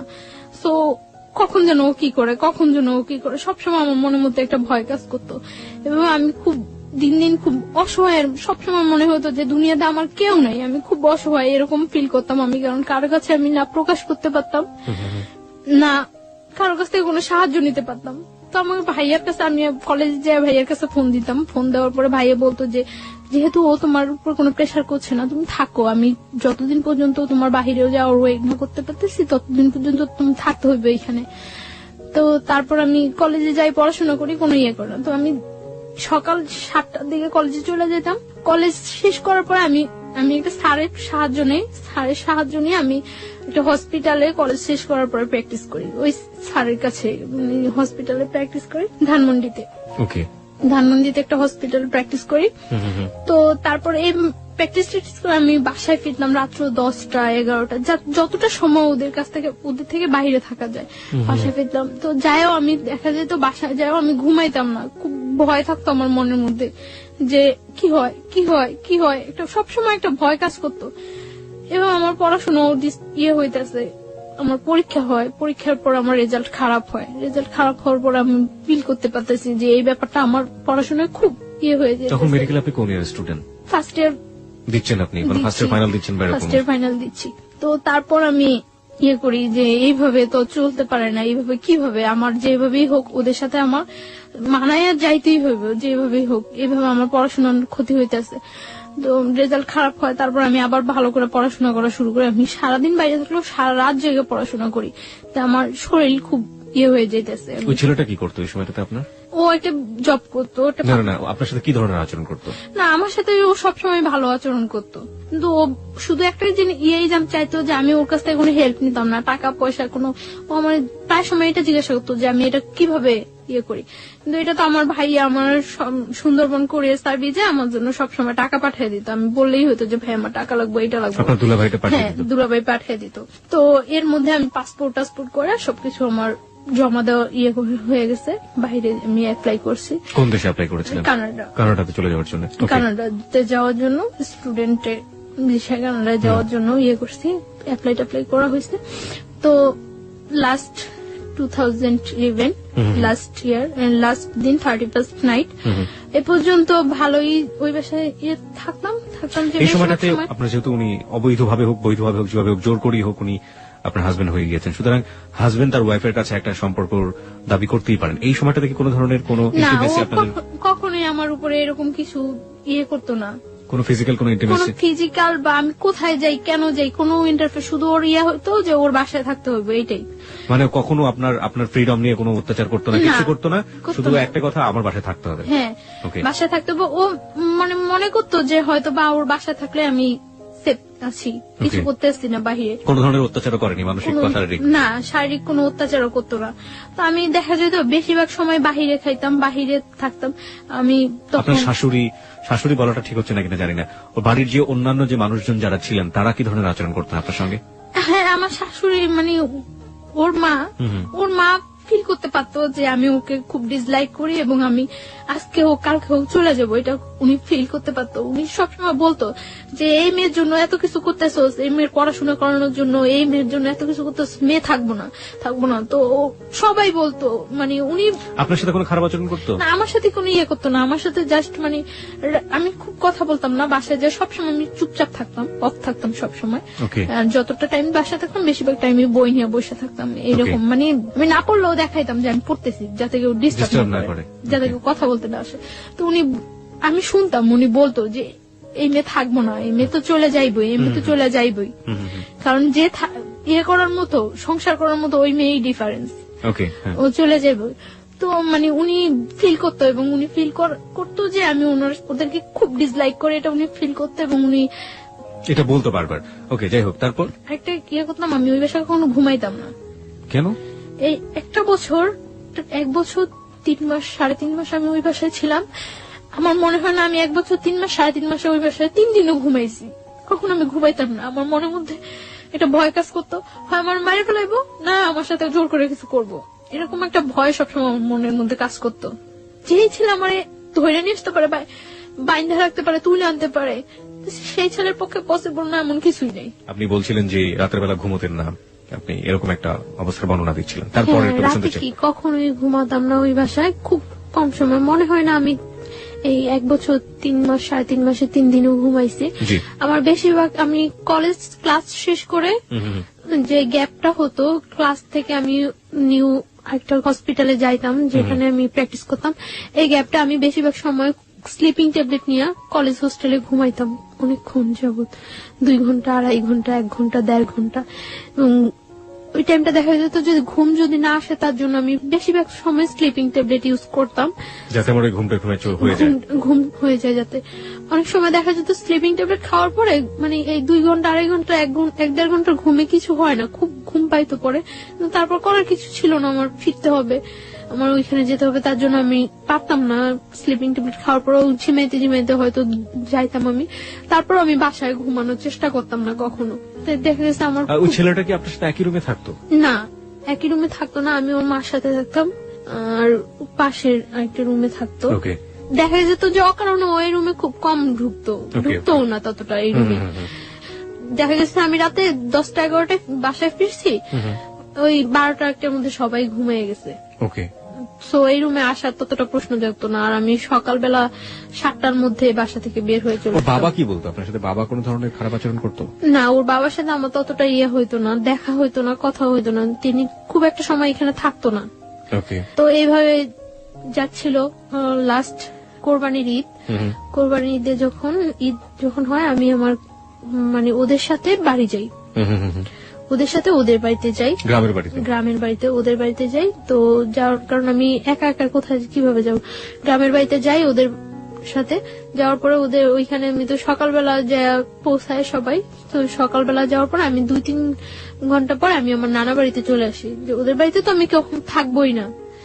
মানে গ্রামের বাড়ি কোথায় ছিল? ওদের গ্রামের বাড়ি কোথায় ছিল? আমাদের ওইখানেই, বরিশালে। ওকে, তারপর গ্রামের বাড়িতে যায়, যাওয়ার পরে আপনি ওখান থেকে সুযোগ পেয়ে নানা বাড়ি চলে যাই, কারণ ওইখানে গেলে হয়তো সবাই আমাকে দেখবে, আমার সাথে কথা বলবে, সবাই ফিল করবে যে ওই মেয়েটাই তো। তার জন্য আমি কিছুক্ষণ পর আমি আমার নানা বাড়িতে চলে আসি। নানা বাড়িতে চলে আসার পর আমি মানে 2-3 দিন ওইখানে থাকা হয়, তারপর আবার ঢাকা ব্যাক আসার পরে মানে ঢাকা আসার পরে আমি একদিনকে আমি সন্ধ্যার পরে আমি বাসায় ফিরতেছি, 8টা কি 8:30 বাজে আমি বাসায় ফিরতেছি। বাসায় ফেরার সময় একটা ছেলে ভ্যানের উপর বসা থাকে, কয়েকটা ছেলে, ওইখান থেকে একটা ছেলে কমেন্ট করে যে মনে হয় বাড়িতে গেছিল, কয়েকদিন যাবো তো দেখি নাই, বাড়ি থেকে আসছে। তো আমি তখন মনে করলাম যে এই ছেলেটা মনে হয় আমার ফলো করছে এর আগে, যেহেতু আমি বাড়ি থেকে আসার পরে এই কথা বলতেছে। তো আমি বাসায় চলে যাই। তো এর আগে ওই ছেলেটার ফেসটা আমার কাছে একেবারে অপরিচিত, ওই দিনই ফার্স্ট আমি ফেসটা দেখি, এবং ফেসটা দেখার পরে দেখা গেছে যে 2-1 দিনের মধ্যে ওর সাথে আমার দেখা হয়। বিশেষ করে আমি রাতে বাসায় ফেরার সময়, সকালে যখন আমি যাই 7টার দিকে তখন ওরকম কেউ থাকে না। তো রাতে ফেরার সময় দেখা গেছে 2-1 দিন পর ওর সাথে আমার দেখা হয়, এবং কন্টিনিউ তখন আমাকে কমেন্টস করতে থাকে। তো এর আগে আমি যখন পড়াশোনা করি, পড়াশোনা অবস্থা অনেক অফার হয়, কিন্তু কখনো আমার কাছে ওইগুলা রেসপন্স হয় না এবং খুব খারাপ লাগে, কিন্তু ওর কমেন্টসটা কেন যেন আমার ভালো লাগছিল। তো তখন তো আমি একেবারে সম্পূর্ণ একা, কোন ফ্রেন্ডদের সাথেও ততটা মিশতে পারি না, করতে পারি না, দেখা গেছে খুব ডিজার্ট থাকি। তো ওর কমেন্টস গুলো ভালো লাগার পরে ও কমেন্টস করতে আমি কিছু বলতাম না, আমি শুধু হাসতাম। এরকম কিছুদিন কমেন্টস করার পরে একদিন সকালবেলা, আমি ওই দিন শুক্রবার, আমি ওই দিন কলেজ আসিনি, তো সকালবেলা 11টার দিকে আমি বাসা থেকে বের হয়েছি। বাসা থেকে বের হওয়ার পর ও তখন মনে হয় সম্ভবত ফার্স্ট ঘুম থেকে উঠছিল, তো ঘুম থেকে উঠে ও বের হয়ে আমারে দেখছিল, তো বলতেছে আজকে দিনটা অনেক ভালো যাবে। ঘুম থেকে উঠে দেখছি অ্যাঞ্জেল। তো আমি হাসা দিছি, হাসছিলাম, হাসার কাজ। কিভাবে দেখলো আপনাকে? মানে আপনি তো আপনার ওই আগের বাসাতেই থাকতেন। হ্যাঁ, ওই বাসাটা আর ওই বাসা, ওদের বাসাটা কাছাকাছি, একদম কাছাকাছি একদম। কোথায় ছিল বাসা? ঢাকার এটা ঢাকার এলাকার নাম বললে কোনো সমস্যা নেই, আপনি ছেলের নামও বলেনি, কোনো সমস্যা নেই। কোথায় ছিল বাসাটা? ওর নামটা বলি আমি, ওর নামটা রুমেল। মানে যে ছেলে আপনাকে জোর করে বিয়ে করেছে? না, মানে সেকেন্ড ওয়ান, যার সাথে পরিচয় হচ্ছে। আর বাসাটা কোথায় ছিল ঢাকার? আপনি বাসাটা বলতে যাচ্ছেন না? ওকে, ঠিক আছে, যান। তারপর? কারণ ওই এলাকাটার সবাই প্রায় কম বেশি ঘটনাটা জানে এবং আপনাকে সবাই চেনে। ওকে, ঠিক আছে। আমি এখানে একটু শ্রোতারা অনেক খেপে যাবেন আপনার উপরে, আমি একটু শ্রোতাদেরকে অ্যাড্রেস করতে চাই। দেখুন, আপনারা যারা বলছেন যে আপনারা ওর বাসার নামটা জানতে চান, ও কোথায় থাকে সবকিছু জানতে চান, এই প্রশ্নগুলো আমি ওকে করেছি, এবং তারপরও যারা ক্ষিপ্ত হয়ে যাচ্ছেন ওর উপর, তাদের উদ্দেশ্যে আমি একটু বিনয়ের সাথে বলতে চাই, ওর বাসার অ্যাড্রেসটা জেনে বা যে ঘটনাটা যেখানে ঘটেছে এটা জেনে আপনি কি বা করবেন বলুন। আপনার এখানে বলতে চাচ্ছি না এই কারণে যে আমি তো সম্পর্কটা থেকে এখনো বিচ্ছিন্ন না। এক্স্যাক্টলি, আমরা গল্পের শেষ পর্যন্ত যাবো, সেটা আপনি আগে থেকে কিছু বলে দিন না। আমরা একটা জিনিস বলি আপনাকে, সেটা হচ্ছে তাদেরকে বলবো যে প্লিজ আমরা গল্পটা থেকে সবাই যে জিনিসটা নেবার চেষ্টা করবো সেটা হচ্ছে মোরাল লেসনটা আসলে কি, ভুলটা আসলে কারা কারা করেছে, কোন কোন জায়গাগুলোতে ভুল হয়েছে, বাসার ঠিকানা জেনে কিংবা ওর পার্সোনাল লাইফ সম্পর্কে আরো বেশ কিছু জেনে, ও কোথায় থাকে সেটা জেনে আসলে ওর কতটুকু কি ওর আমরা করতে পারবো। হ্যাঁ, সেই হেল্পের জায়গাটা যদি কিছু থেকে থাকে, করার থাকে, তাহলে ও যতটুকু বলবে ততটুকুই আসলে এনাফ। আমরা ওই শ্রদ্ধার জায়গাটুকু যিনি গেস্ট হয়ে আসেন, অতিথি হয়ে আসেন, তার প্রতি যেন বজায় রাখি। জি প্লিজ, তারপরে বলুন। তারপর আমি মানে যে কাজে বাসা থেকে বের হয়েছি ওই কাজে চলে যাই। তো চলে যাওয়ার পর এইভাবে চলতে থাকে কিছুদিন। তো 31st নাইট আমি সন্ধ্যার পরে বাসায় ফিরছি। তো আমি কিছু চকলেট কিনি। তো চকলেটের দোকানে যাওয়ার আগেই ও বলতেছে যে আজকেই বলে দেব নাকি সামনের বছর পর্যন্ত ওয়েট করব। তো ও বলতেছে, তখন আমি চকলেট কিনে আসার সময় ওর হাতে ওর একটা চকলেট মানে দূর থেকে এভাবে ধরে দিছি, দিয়ে বলতেছি যে কারোর জন্য কি কখনো কিছু ওয়েট করে, সবকিছু সময় মতোই বলতে হয়। আর এই যে একটা বছর গেছে গিয়ে, এরকম একটা বছরের মতো একটা জীবনও চলে যেতে পারে। সো কারোর জন্য কখনো কিছু ওয়েট করানো উচিত না। যেটা আমার বলার বা যেটা আমার করার সেটা জাস্ট টাইমেই করা উচিত। তো ওই কথাটা বলার পর আমি এই কথাটা বলে আমি সাথে সাথে কিছু না বলে সাথে সাথে চলে আসতেছি। ও আমার পিছনে আসতেছে। তো আসে আমার বাসার গলির মধ্যে, মানে যে বাসা আমি যাবো ওই বাসার গলির মধ্যে ও বললো যে জাস্ট 1 মিনিট একটু দাঁড়ান। তো আমি দাঁড়াইলাম, দাঁড়ানোর পরে বলতেছে আপনার নামটা জানতে পারি? তো আমি আমার নামটা বললাম। বলার পর ও বলতেছে যে আপনার ফোন নাম্বারটা জানতে পারি? সরি, আমার ফোন নাম্বারটা তো দেওয়া যাবে না। পরে বলতেছে যে এই চকলেটটা নিয়ে যান, আজকে যদি আপনার ফোন নাম্বারটা আমাকে দিতেন সেটাই আমার জন্য বড় গিফট হতো। আমি বললাম যে আমি চকলেটটা নিয়ে যে আপনি ব্যাগ দিয়ে নিয়ে যেতে পারি, বাট আমি আমার ফোন নাম্বারটা দিতে পারবো না। তো বলতেছে দিবেন না? আমি বলতেছি না, ফোন নাম্বারটা দেবো না। পরে বলতেছে চকলেটটা দিয়ে দিবেন? পরে বলতেছে না, চকলেটটা নিয়ে চলে গেছে। চলে যাওয়ার পর তো 1st জানুয়ারি ওর সাথে আমার দেখা হয় নাই। তো 2nd 3rd জানুয়ারিতে ওর সাথে আবার আমার সাথে দেখা হয়েছে। দেখা হওয়ার পরে দেখা গেছে ও আমি যেই টাইমটা বাসা ফিরি ঠিক ওই টাইমটা স্পেসিফিক ধরে রাখে এবং ওই টাইমটা আমার সাথে কথা বলে। প্রত্যেকদিন যাওয়ার সময় কথা বলে, ও বলে আমিও বলি। মানে ও যেটা বলে আমি ওটা রিপিট অ্যান্সার করি। তো একটা কাগজের মধ্যে 6 জানুয়ারি দিন ও একটা কাগজের মধ্যে ওর ফোন নাম্বারটা লিখে আমাকে দেওয়ার জন্য যায়। তো আমি বলি যে আপনার ফোন নাম্বারটা দিয়ে লাভ নাই, আমি আপনাকে কখনো ফোন করবো না। তো বলে যে তাহলে আপনার ফোন নাম্বারটা প্লিজ দেন। তো আমি নাম্বারটা দেই। দেওয়ার পর আমি বাসায় ঢুকতে না ঢুকতে ফোন করার পর ও বলতেছে যে আমি ওর নাম জিজ্ঞাসা করি। নাম জিজ্ঞাসা করে ওর নাম বলার পরে ও আমারে বলতেছে আপনি কি নার্স? আমি বলতেছি না, সরি আমি নার্স না। মানে আমার অ্যাপ্রনটা দেখে পরে বলতেছে নার্স না, তাহলে কি আপনি? পরে আমি বলতেছি যে আমি পড়াশোনা করি মেডিকেলে। বলতেছে কোন মেডিকেলে পড়ে? তো আমি বলতেছি যে আমি ওই মেডিকেলে পড়ি। তো আমি ওরা জিজ্ঞাসা করতেছি যে আপনি কি করেন? বলতেছে যে আমি পড়াশোনা করি। আমি কোথায় পড়ি? বুয়েটে পড়ি। ওকে। তো আমি মনে করলাম বুয়েটে পড়ে, কথা বলি। ওর কথাগুলো খুব মানে ইনোসেন্ট লাগতো। মনে হয়তো যে খুব মারপ্যাচ নেই, খুব ইজি কথা বলে। তো আমি কথা বলছি। 1st দিন কথা বলার পরে ও 2nd দিন আমাকে অফার করলো আপনি আমার সাথে বিয়েতে যাবেন। তো আমি বললাম যে আচ্ছা যাবো। মনে এরকম শীতকাল, জানুয়ারি তো শীতকাল। তো বলতেছে যে আচ্ছা ঠিক আছে, আমি যাওয়ার সময় আপনাকে ফোন দিলে আপনি বের হইন। তো আমি মনে করছি যে মনে এমনিতেই ফান করতেছে। তো কিছুক্ষণ পর আবার ফোন দিয়ে বলতেছে না আপনাকে তো নিয়ে যাওয়া যাবে না, নিয়ে গেলে অনেক ছেলেরা ওইখানে থাকবো, জিজ্ঞাসা করবো এটা কে, তখন আমি কি বলবো? তখন আমি হাসি যে নিজেই বললো আবার নিজেই এই কথা বলতেছে। আপনি ইয়েস বলেছিলেন কোন সাহসে? কারণ আপনি তো এমন একটা বাসায় থাকেন যেখান থেকে না আমি যাব না সেটা আমি শিওর ছিলাম যে আমি বুঝছিলাম, কারণ ওর কথাগুলো বললাম না খুব ইনোসেন্ট, সাহসের খুব অভাব ছিল ওর মধ্যে, সাহসের খুব অভাব। তো ও তখন আমি হাসি, হাসার পরে আমি বলতেছি আচ্ছা ঠিক আছে আপনি যান, আমি এমনিতেও যাব না, এমনিতেও আপনার সাথে আমার 1st পরিচয়, আর তাছাড়া আমি কোথাও যাই না, আমি এমনিতেও যাব না, আপনি যান এনজয় করেন। পরে ও বিয়েতে গেল, বিয়ে থেকে আসলো, আসে আবার রাত্রে আমাকে ফোন করলো। ফোন করার পর আমি ওর সাথে 1 মিনিট 2 মিনিট কথা বলি। তো এইভাবে 3-4 দিন কথা বলার পর জাস্ট রাত্রে যখন 12টা, 12:15, 1টা বাজে, তখন ও আমার সাথে কথা বলে 2 মিনিট, 1 মিনিট, 3 মিনিট এরকম কথা বলে এবং খুব একটা অস্থির একটা ভাব প্রকাশ করে। মানে আমার মনের মধ্যে খুব কনফিউশন হয়, এরকম অস্থির কেন? তো এবং কি যেন বলে মোমবাতি, মোম। তো আমি করি যে ও কি কোনো নেশা টেশা করে রাত্রে। ওকে।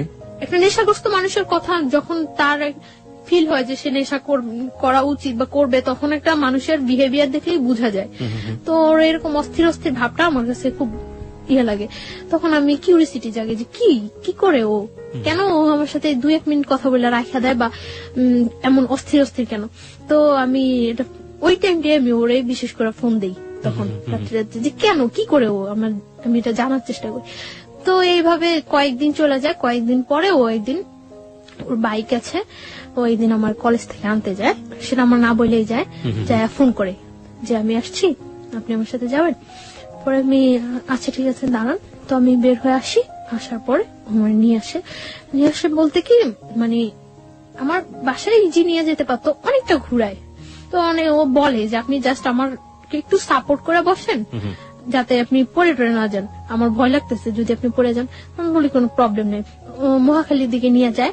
তো মহাখালী ফ্লাইওভার অনেক রাফ ড্রাইভ করে, জাস্ট এরকম একেবারে কাত হয়ে যায় একটু ধরার জন্য আপনাকে, মানে এরকম রাফ ড্রাইভ করতেছে। এমনিতেও ও সবসময় রাফ ড্রাইভ করে, একটু সুযোগ পাইলেই, রাস্তা একটু ফাঁকা পাইলেই এরকম করে। তো ফ্লাইওভারের উপরে একেবারে কাত হয়ে গেছে। তখন আমার কাছে একটু ভয় লাগছিল, তখন আমি এরকম কাঁধের উপর হাতটা রাখি। হাতটা রাখার পরে মানে এরকম করে অনেকটা ঘুরায়, মিরপুরের দিকে নিয়ে যায়, নিয়ে অনেকটা ঘুরে টুরে বাসার একটু দূরে বাসা থেকে নামায় দেয়। তো আমি বাসায় যাই, তারপরে এরকম কথা বলতে থাকে। তো ওই আমাকে বলে যে আপনি আমার ফ্রেন্ড হবেন। তো আমি বলছি আচ্ছা ঠিক আছে ফ্রেন্ড হবো। তখন কিন্তু আমি জানি না যে ও পড়াশোনা করে না বা কিছু। তখন আমি বলি যে আপনার ক্যাম্পাসটা তো কাছেই, আপনি কেন কলেজে যান না। তো বলে এই সমস্যা ওই সমস্যা, মারামারি করছে, এটা হয়েছে ওইটা হয়েছে, কিন্তু ও বলে না যে ও পড়াশোনা করে না বা করেই নেই, ওইটাও বলে না। তো তারপর ও এইভাবে চলতে থাকে, কিছুদিন যায়, ও বলে যে আপনি আমার ফ্রেন্ড হন।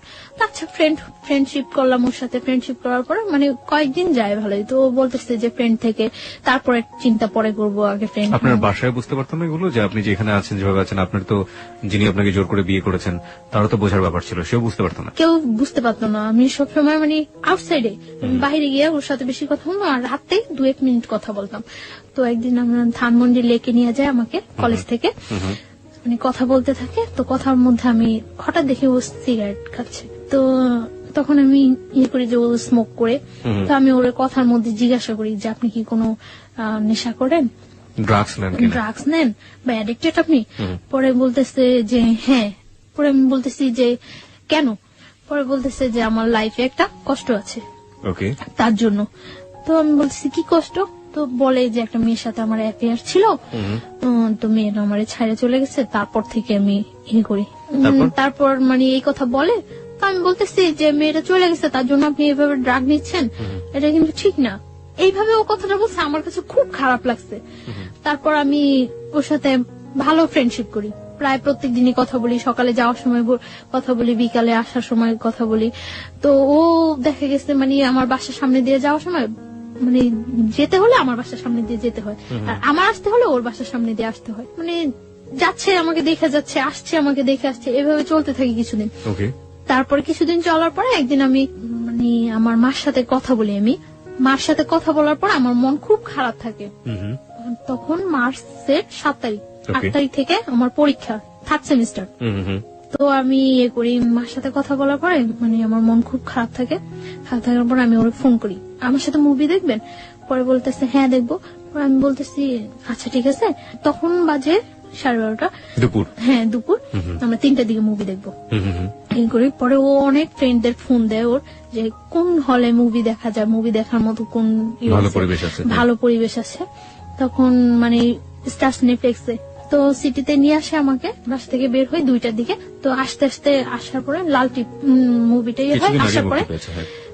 আসার পরে টিকিট পাই না, আমরা টিকিট পাই না। তো আমি ওই দিন অনেক জেদ করি যে আমি আজকে মুভি দেখবই। আমার কাছে খুব খারাপ লাগতে থাকে, মানে ও কোনো ফ্যাক্ট না, আমি যে ওর সাথে ঘুরতেছি বা মুভি দেখতেছি এটা কোনো ফ্যাক্ট না। আমার মনের মধ্যে ওই ইয়াটাই থাকে যে আমার মার সাথে আমি কথা বলছি, ওই ব্যাপারটাই আমার মনের মধ্যে সবসময় কাজ করতে থাকে।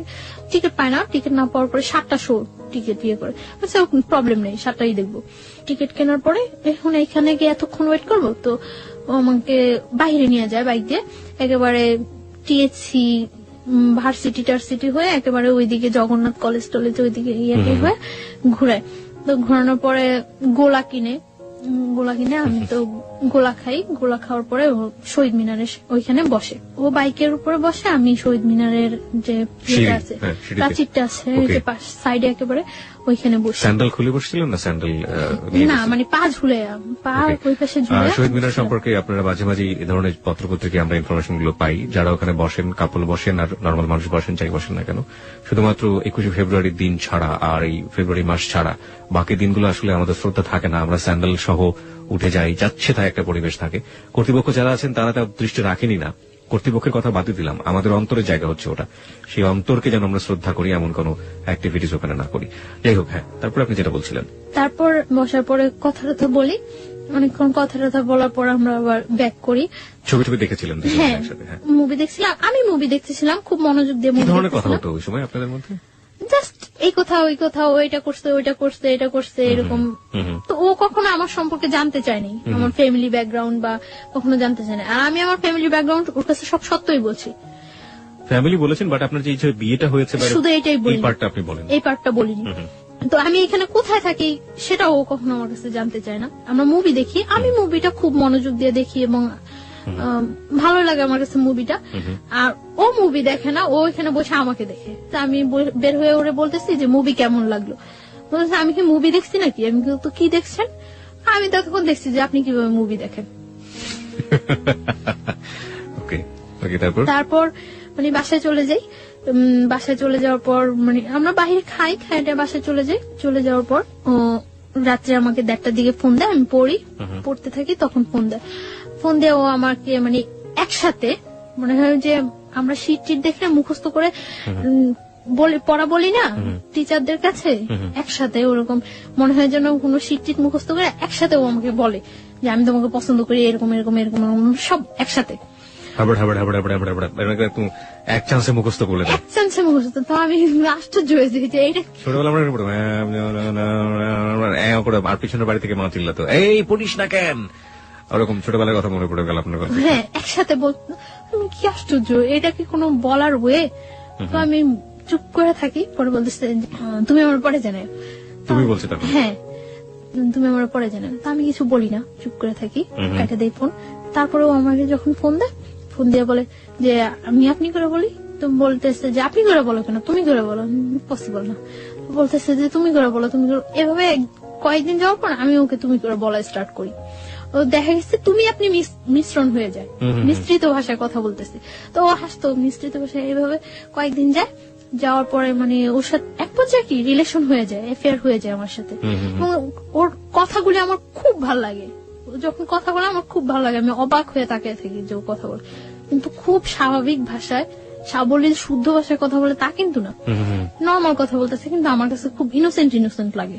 ওকে, তার জন্য আমি ওর কথায় খুব ইয়ে হয়ে যায়। কিন্তু ও যে মানে ফলস বলতেছে, মিথ্যা বলতেছে, আমি ফিল করি, এটা আমি অনেক কিছু আমি ফিল করতে পারি, মিথ্যা বলছে আপনি ফিল করতে পারছেন, কিন্তু আমার কাছে তারপরেও ভালো লাগে এই কথাগুলো। কারণ ওই সময়টা আমার কেউ ছিল না, আমার পাশে একটা লোক যে আমি তার সাথে ইয়ে করবো, এনজয় বলতে আমার লাইফটাই খুব ইয়ে ছিল। যতক্ষণ ওর সাথে থাকতাম বা কথা বলতাম আমার কাছে খুব ভালো লাগতো। সমুদ্রের মধ্যে মানুষ যখন পড়ে এবং সে যদি সাঁতার না জানে, হাতের কাছে যাই পাবে সেটাকে সে অবলম্বন করবে, সেটা খড়কুটোই হোক আর যাই হোক। গল্পটা শোনার পর আসলে তাই মনে হচ্ছে। শুনুন তারপর। তো এইভাবে কয়েকদিন যায়, অ্যাফেয়ার ওর সাথে আমার ভালো একটা রিলেশন হয়ে যায়। ও আমাকে মানে শিফট করে নিয়ে যায়, দিয়ে যায়। ওর সাথে যে কোনো ব্যাপারে আমি ওর সাথে শেয়ার করি, যে কোনো, কিন্তু শুধু একটা ব্যাপারে আমি বলি না যে আমার আগে একটা বিয়ে হয়েছিল, আমি অনেক ট্রাই করি বলার জন্য যে আমার এটা বলা উচিত, কিন্তু আমার বলতে গেলেই ভয় হয় যে এটা বললে সম্ভবত ও আমার সাথে রিলেশন রাখবে না। কিন্তু ওর কথার মধ্যে অনেক সময় প্রকাশ পাইতো যে ও বলতো যে তোমার যদি 20টাও বিয়ে হয় তাতেও কোনো প্রবলেম নেই, তারপর আমি তোমাকে বিয়ে করবো। আচ্ছা, তার মানে আপনি বলে দিয়েছেন যে আপনি তাকে লাভ করেন? হ্যাঁ, দুজনের মধ্যে ওয়ার্ড দিয়ে হয়ে গেছে। হ্যাঁ, ওকে। তো ওর সাথে আমার রিলেশনটা ভালো চলতে থাকে। তো আমি যেখানে থাকি ওইখানে কেউই জানে না যে আমি ওই ছেলেটার ওয়াইফ, কেউ জানতো না। মানে কি বাড়ির লোকজন ছাড়া আশেপাশে কেউ? বাড়ির লোকজনও জানতো না, কারণ আমরা একটা ফ্ল্যাট বাসায় থাকতাম, কেউ জানতো না যে আমি ওই ছেলেটার ওয়াইফ। ওর ফ্যামিলি ছাড়া আশেপাশে কেউ জানতো না, কারোর কাছে আমি তো বলতামই না, ওরও বলার প্রয়োজন হয় নাই, কারোর কাছে বলতো না। তো আর আমি তো সবসময় আমার মতোই চলতাম। ওই এলাকার অনেকেই জানে যে ওই ছেলেটার সাথে আমার সাথে রিলেশন হয়, রুমেলের সাথে আমার সাথে রিলেশন, এটা ওই এলাকার অনেকেই জানে। আপনার তথাকথিত হাজবেন্ড যদি বলি যে জোর করে যে করলো, ও জানতো না? সব জানলে তো ওরও জানার কথা। ও পরে জানতে পারে।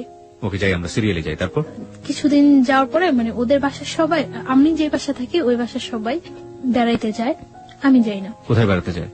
গাজীপুর।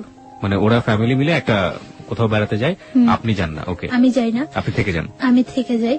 এর মধ্যে ও আবার বাইক অ্যাক্সিডেন্ট করে। বাইক অ্যাক্সিডেন্ট করার পরে ওর একটা ফ্রেন্ডের বাসায় কাছেই, ওর ফ্রেন্ডেরা সবাই জানতো, সবাই আমাকে চিনতো, তো কাছে ওর ফ্রেন্ডের বাসা।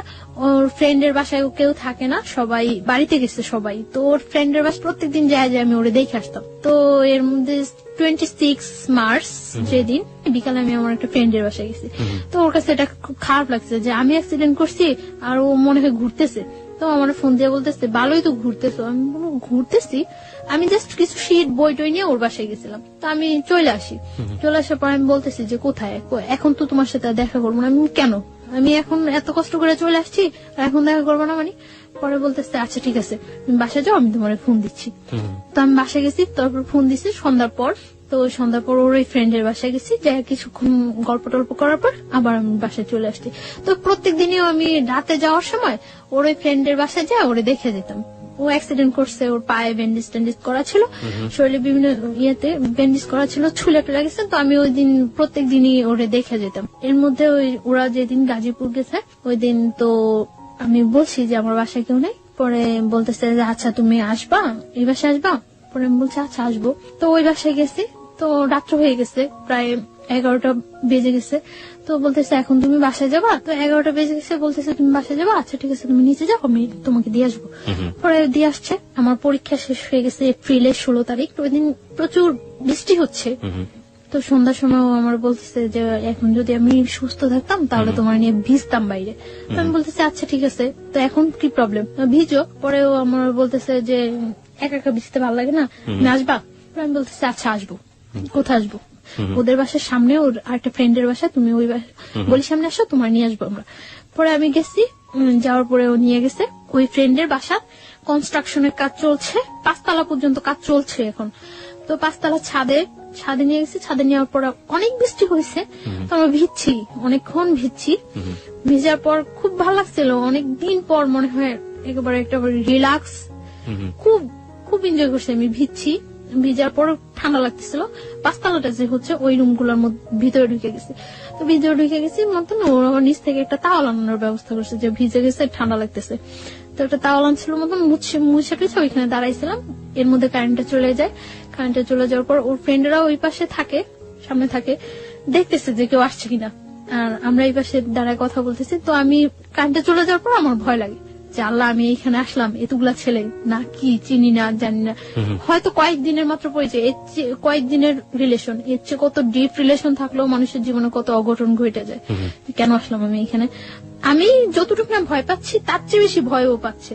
ও আমাকে প্রচুর ভয় পেতো, এটা আমার কাছে সবচেয়ে ভালো লাগতো, খুব ভয় পেতো আমার। মেয়েরাকে আসলে এটা লাইক করে কিনা? ছেলেরা তাদের দেখে ভয় পাবে, ইনফ্যাক্ট কাছের মানুষ তাদের দেখে ভয় পাবে, হয়তো লাইক করে না। আমি পরে ওকে জিজ্ঞাসা করছিলাম যে তুমি আমার ভয় পেতা কেন? আমি তোমার ভয় পেতাম না, জাস্ট সম্মান করতাম যে আমি যদি তোমার সাথে ভুলেও কোনো ফল্ট করে থাকি তাহলে যদি তুমি চলে যাও, এর জন্য আমি তোমার ভয় ভয় থাকতাম। তারপরে কি হলো ওই সময়টা? ওটা বলেন, ওটা নিয়ে লোকজন খুব বেশি আগ্রহ পোষণ করছে যে ওই সময় কি হচ্ছে, সো রোমান্টিক সিচুয়েশন। তো মানে তাওয়াল নিয়ে আসে, তো তাওয়াল নিয়ে আসে মুছার পর আমি ওখানে দাঁড়াই, আমি ফোনে গান ছাড়ি। ফোনে কোন গানটা ছাড়েন?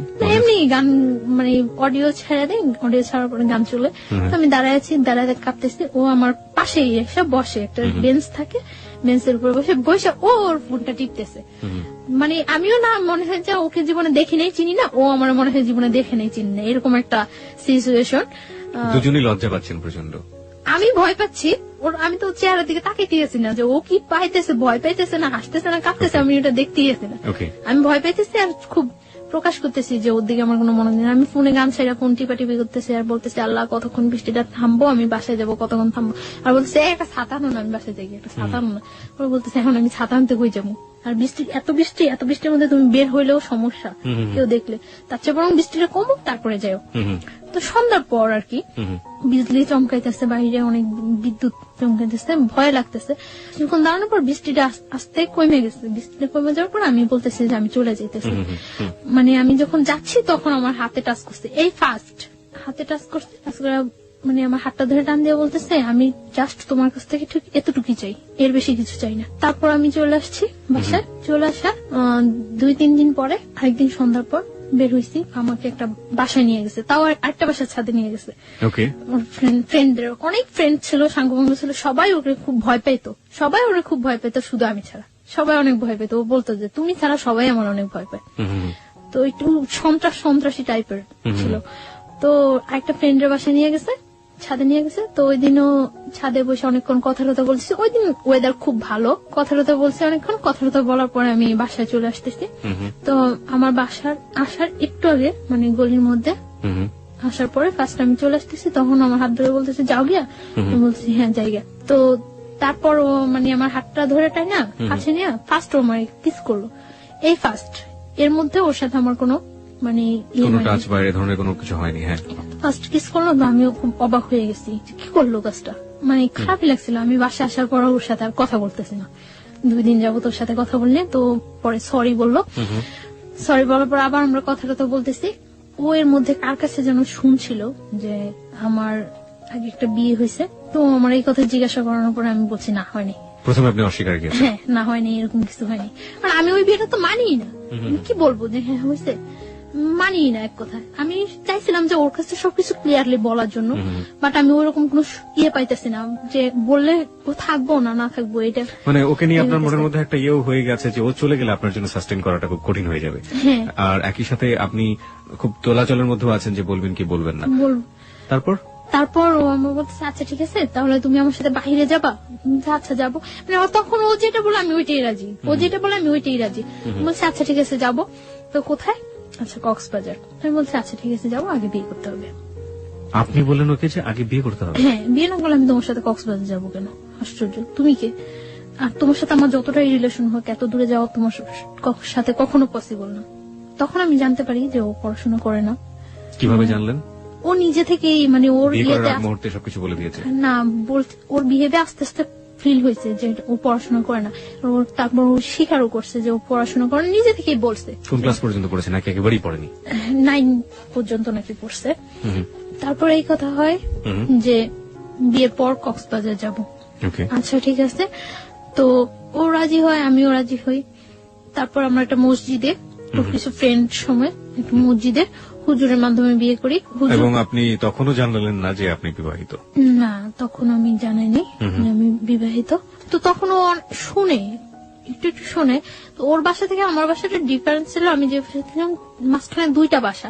তো আমার মনের মধ্যে সবসময় এটা হতো যে ও যেহেতু আমাকে পছন্দ করে, আমার সাথে ওর অ্যাফেয়ার, ওকে আমার সম্বন্ধে খোঁজ খবর না নিছে, আর তাহলে ও কেন বলে এটা যে হ্যাঁ তোমার বিস্টা বিয়ে হলো আমি তোমাকে বিয়ে করবো। একটা প্রস্টিটিউট গালে রেখে কেউ বিয়ে করে ভালো করে না? তো ও সবসময় এই কথাগুলি বলতো। তার জন্য আমার মনের মধ্যে আরো হইতো যে ও সম্ভবত জানে। তারপর হুজুর আমাদের বিয়ে পড়ানোর পরে কাগজ টাগজ সবকিছুই হয়। বিয়ের পর আমরা কক্সবাজার যাই, আমি ওর সাথে কক্সবাজার যাই। ও তখন আমাকে বিলিভ করে না, জাস্ট করে ঠিক আছে। ওর মনের মধ্যে একটা থাকে যে ওর অনেক শত্রু থাকে যে আমি ওর কোনো ক্ষতি টুতি করার জন্য কেউ আমাকে সেট করলো নাকি। আচ্ছা আমাকে একটু বলেন তো, আপনি যে এত বড় একটা রিস্ক নিলেন, আপনার আগের যে হাজবেন্ড ছিল, হাজবেন্ড আসলে আপনার দিক থেকে না হলেও তো কাগজে কলমে হয়ে গিয়েছে আপনার সাথে, হাজবেন্ড জোর করেই করেছে, তো সেও তো ব্যাপারটা জানে না তখনও? না, জানে না। তো আপনার কি মনে হয়নি কখনো যে আপনি যে রিস্কটা নিচ্ছেন, যে ঝুঁকিটা নিচ্ছেন, এটা এক ধরনের আপনাকে ডিজাস্টার করে দিবে বা একটা বড় ধরনের সমস্যায় ফেলবে? আমার তখন ওর ছাড়া আমার মাথার মধ্যে কিছুই ছিল না। আর ও যেটা বলতো আমি ওটাই হ্যাঁ, ও যেটা বলতো না করতো ওইটা না। এবং আমার সবসময় ছিল যে যাই হোক আমার ওকে প্রয়োজন আমার। এবং যেটা হয়েছে যে আপনার আশঙ্কা হয়েছে যদি আমি বলি আমি বিবাহিত, যদি ওকে হারাই, এবং সেই কারণে আপনি গোপন করে গেছেন, তাই তো? গোপন করে গেছি। ওকে, যান। তারপর আমরা কক্সবাজার যাওয়ার জন্য বাসে উঠি। বাসে উঠার পর ও আমার ফোনটা নিয়ে অফ করে দেয়, কারণ ওর মনের মধ্যে একটা শঙ্কা থাকে যে কেউ আমাকে আবার ওর কাছে পাঠাইলো নাকি, সেট করলো নাকি, কারণ ও বিভিন্ন সাইডে ও অ্যাডজাস্ট। ওকে। তার জন্য মানে আমি ওগুলো কিছুই জানতাম না যে আগে। ও আচ্ছা, বিভিন্ন সাইডে অ্যাডজাস্ট, সুতরাং ওর মনে আশঙ্কা হয়েছে যে কোনোভাবে গোয়েন্দাগিরি করুক বা কোনো ধরনের ক্ষতি করার জন্য ওকে ইনভলভ করে দিল কিনা, হ্যাঁ এই ধরনের। তার জন্য ও তখন মানে কাবিন করে ইয়ে করে নেই, রেজিস্টার করে ইয়ে করে বিয়েটা করেনি, শুধুমাত্র মসজিদে গিয়ে বিয়েটা করেছে, হুজুর দিয়ে ইয়ে করে বিয়ে করছে যে ও কক্সবাজার যাওয়ার পর শিওর হবে ওকে যে ও কোনো ক্ষতি তো- করবেন না আপনি। হ্যাঁ আমরা বাসে যাই, যাওয়ার পরে তো তারপর হোটেলে উঠি, দিন আমরা বিকালে সি বিচে ঘুরি, সি বিচে ঘুরে আসার পর রাত্রে ওর সাথে আমার কথা হয়। মানে তখন তো আমরা হাজবেন্ড ওয়াইফ জি। শরীয়ত মতে হাজবেন্ড ওয়াইফ। তো ফার্স্ট রাত্রে কথা অনেকক্ষণ কথাটাতে হওয়ার পর তারপর খুব জার্নি করে যাই তো প্রায় মানে যেখানে আমরা কক্সবাজার পৌঁছানোর কথা সকালে, ওইখানে আমাদের প্রায় 3:30 4টা বেজে যায় Okay. কক্সবাজার পৌঁছাতে, এবং যাওয়াটা খুব জার্নি হয়ে যায় এবং যে পথের মধ্যে বাস নষ্ট হয় অনেক, তার জন্য মানে তোকে সময় লেগে যায় অনেক। হ্যাঁ তারপর খুব ক্লান্ত লাগে, তো আমরা শুয়ে পড়ি। এর মধ্যে ফার্স্ট আমার সাথে রিলেশন, ফিজিক্যাল ইন্টিমেসি বা যেটা বলি শারীরিক সম্পর্ক হয়। তো মানে আমি ওটার জন্য এটাই ছিল আপনার জীবনের first First. Physical relationship, right? Okay. তো আমি ওটার জন্য প্রস্তুত ছিলাম না, কেন প্রস্তুত ছিলেন না? এবং আমার মনের মধ্যে এরকম কিছু ছিল না। ইনফ্যাক্ট আপনি একজনকে বিয়ে করেছেন, আপনি তারপর মনের মধ্যে থাকবে না, ব্যাপারটা কেমন হয়ে গেল না?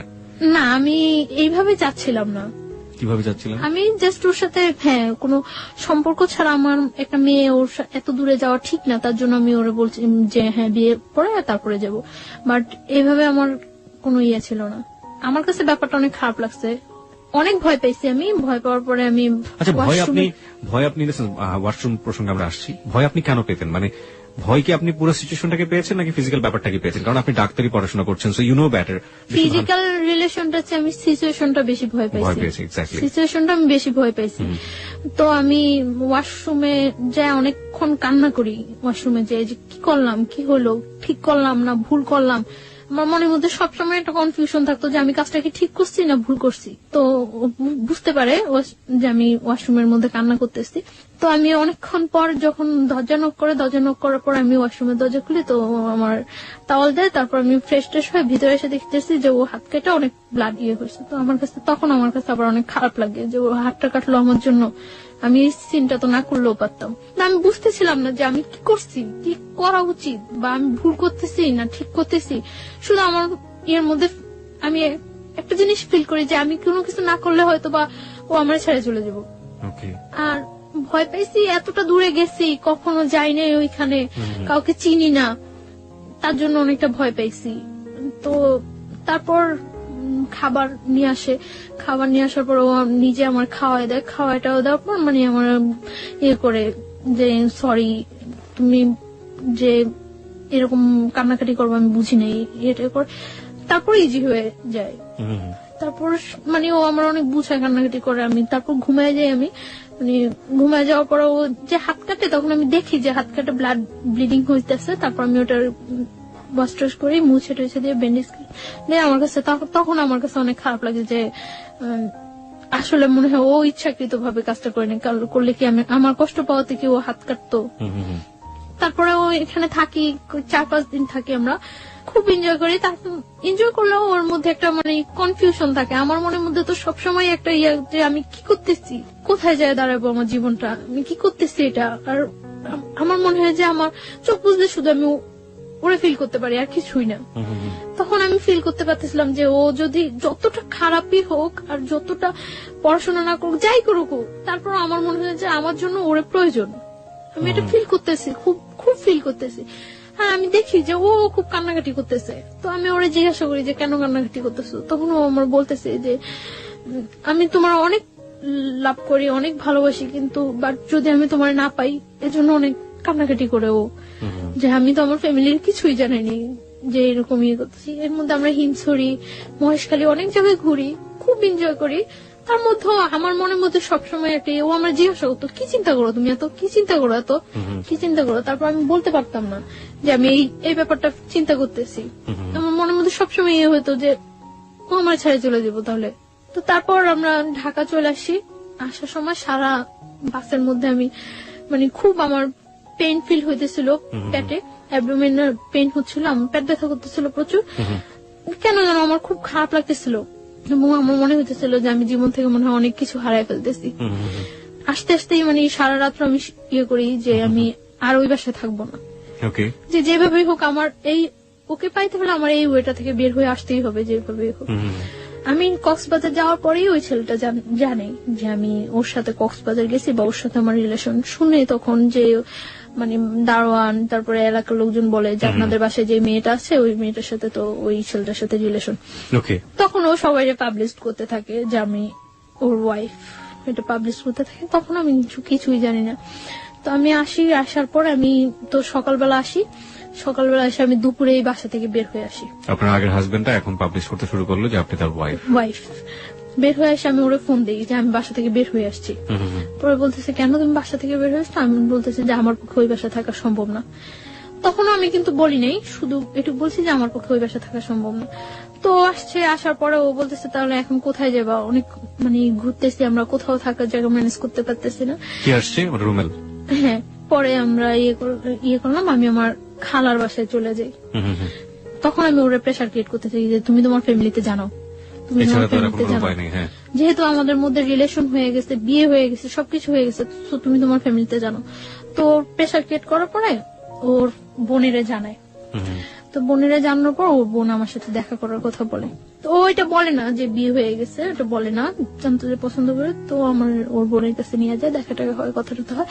পরদিন 15 জুন ওর বার্থডেতে ওর বোনের বাসা আমাকে ইনভাইট করার পর আমি ওর বোনের বাসায় যাই।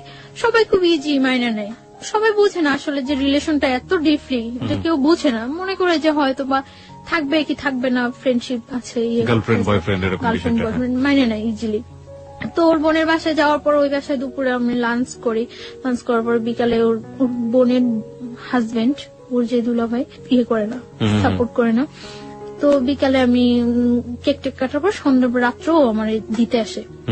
তো দিতে আসার পর আমার খালতো ভাইয়ের সাথে ওর ইন্ট্রোডিউস হওয়ার পর আমার খালতো ভাই ফিল করে যে এটা হলো কারণ যে ওই বাসা থেকে কেন চলে আসছে। আমার খালতো ভাইয়ের সাথে আমার আগে যে হাজবেন্ড ছিল ওর সাথে খুব ভালো রিলেশন ছিল। আমার খালতো ভাই করে কি ব্যাপারটা আমার ফ্যামিলিতে জানিয়ে দেয়। আমার বাড়ি থেকে আমাকে ইমিডিয়েট বাড়িতে যাওয়ার জন্য ফোন করে, আমার আব্বু অসুস্থ বলে। তা আমি বাড়িতে যাই। এই গেলেন কতদিন পরে গেলেন? 1 বছর 4 মাস। ওকে। আপনার ফার্স্ট হাজবেন্ড যাকে বলছেন আপনি, সে এই ঘটনার পর থেকে কোনো সিন ক্রিয়েট করেনি? কারণ সে তো সন্ত্রাসী ছিল এক ধরনের। ও তো মানে গ্রামে থাকতো, শহরে ওর প্রভাব নেই। ও মানে খুব ঠান্ডা মাথায় করতো, কাজগুলো করতো, কোনো মানে করতো না, ও করছে যে একই এলাকার মধ্যে যখন ঘটনা আসতো, আমি যদি এটা পাবলিশ করে দিতে পারি ও আমার ওয়াইফ, তাহলে ও এখানে কখনো এস্টাবলিশড হতে পারবে না।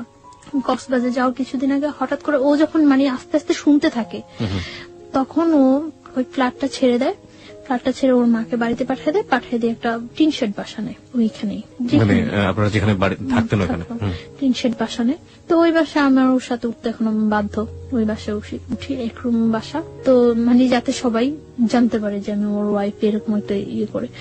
ওই বাসা আমার মনে হয় 7-8 দিন থাকা হয়। তারপর তো আমি কক্সবাজারে চলে যাই। কক্সবাজার যাই আমি 6 তারিখ, আসি আমরা 12 তারিখ। তো আপনি যেটা বলছিলেন যে আপনার বাবার বাসায় গেলেন 1 বছর 4 মাস পর, সেখানকার থেকে আমরা শুরু করেন। না, আমার বাড়ি থেকে করে যে আমার আব্বু অসুস্থ, বাড়ি যাওয়ার জন্য বলে যে আমার কাকা, আমার যারা আছে সবাই বাড়ি যাচ্ছে। তো আমি কয়েকজনের কাছে ফোন দিই, কেউই জানে না আমার আব্বু যে অসুস্থ। তারপর মানে হঠাৎ করে শুনে আমি আর করতে পারি না, আমি আচ্ছা ঠিক আছে আমি আসবো। তো কিছুক্ষণ পর আবার সবাই ফোন দিয়ে বলতেছে হ্যাঁ তোমার আব্বু অসুস্থ। আমার কাছে ব্যাপারটা খুব লাগে। তা আমি ওরা বলতেছি যে আমার এইভাবে বাসায় বাড়িতে নিয়ে যেতেছে, আমি ওর সাথে হোস্টেল খুঁজতেছি তখন। তো বাড়িতে যেতে হবে, আমি বাড়ি যাওয়ার জন্য দুপুরে আমরা ওর কাছ থেকে বিদায় নিয়ে আসতেছি। ও রাস্তার মধ্যে দাঁড়ায় কান্না করতেছে, আমি চলে আসতেছি, ও কান্না করতেছে। আমার কাছে খুব খারাপ লাগতেছে তখন যে সেই জানুয়ারি মাস থেকে ওর সাথে আমার হইতেছে, কিন্তু কখন আমি একটা দিন মনে হয় ওরে ছাড়া ওর সাথে আমার দেখা হয়নি, এরকম যায়নি। ও যখন রাস্তার মধ্যে দাঁড়ায় কান্না করতেছে তখন আমার কাছে খুব খারাপ লাগতেছিল যে আমি যাব না। তারপর আমি বাড়িতে যাই। যখন আমি লঞ্চে উঠার পর মানে কিছুটা যাওয়ার পর আমি জানতে পারি যে আমার খালতো ভাইটা ফিক করে আমাকে বাড়িতে নিয়ে যাচ্ছে। তখন আমার মানে লঞ্চের মধ্যে বলতেছে যে তুই যে কাজটা করছো কাজটা কি ঠিক? আমার খালতো ভাইটা আমার ইমিডিয়েট 6 মান্থের ছোট।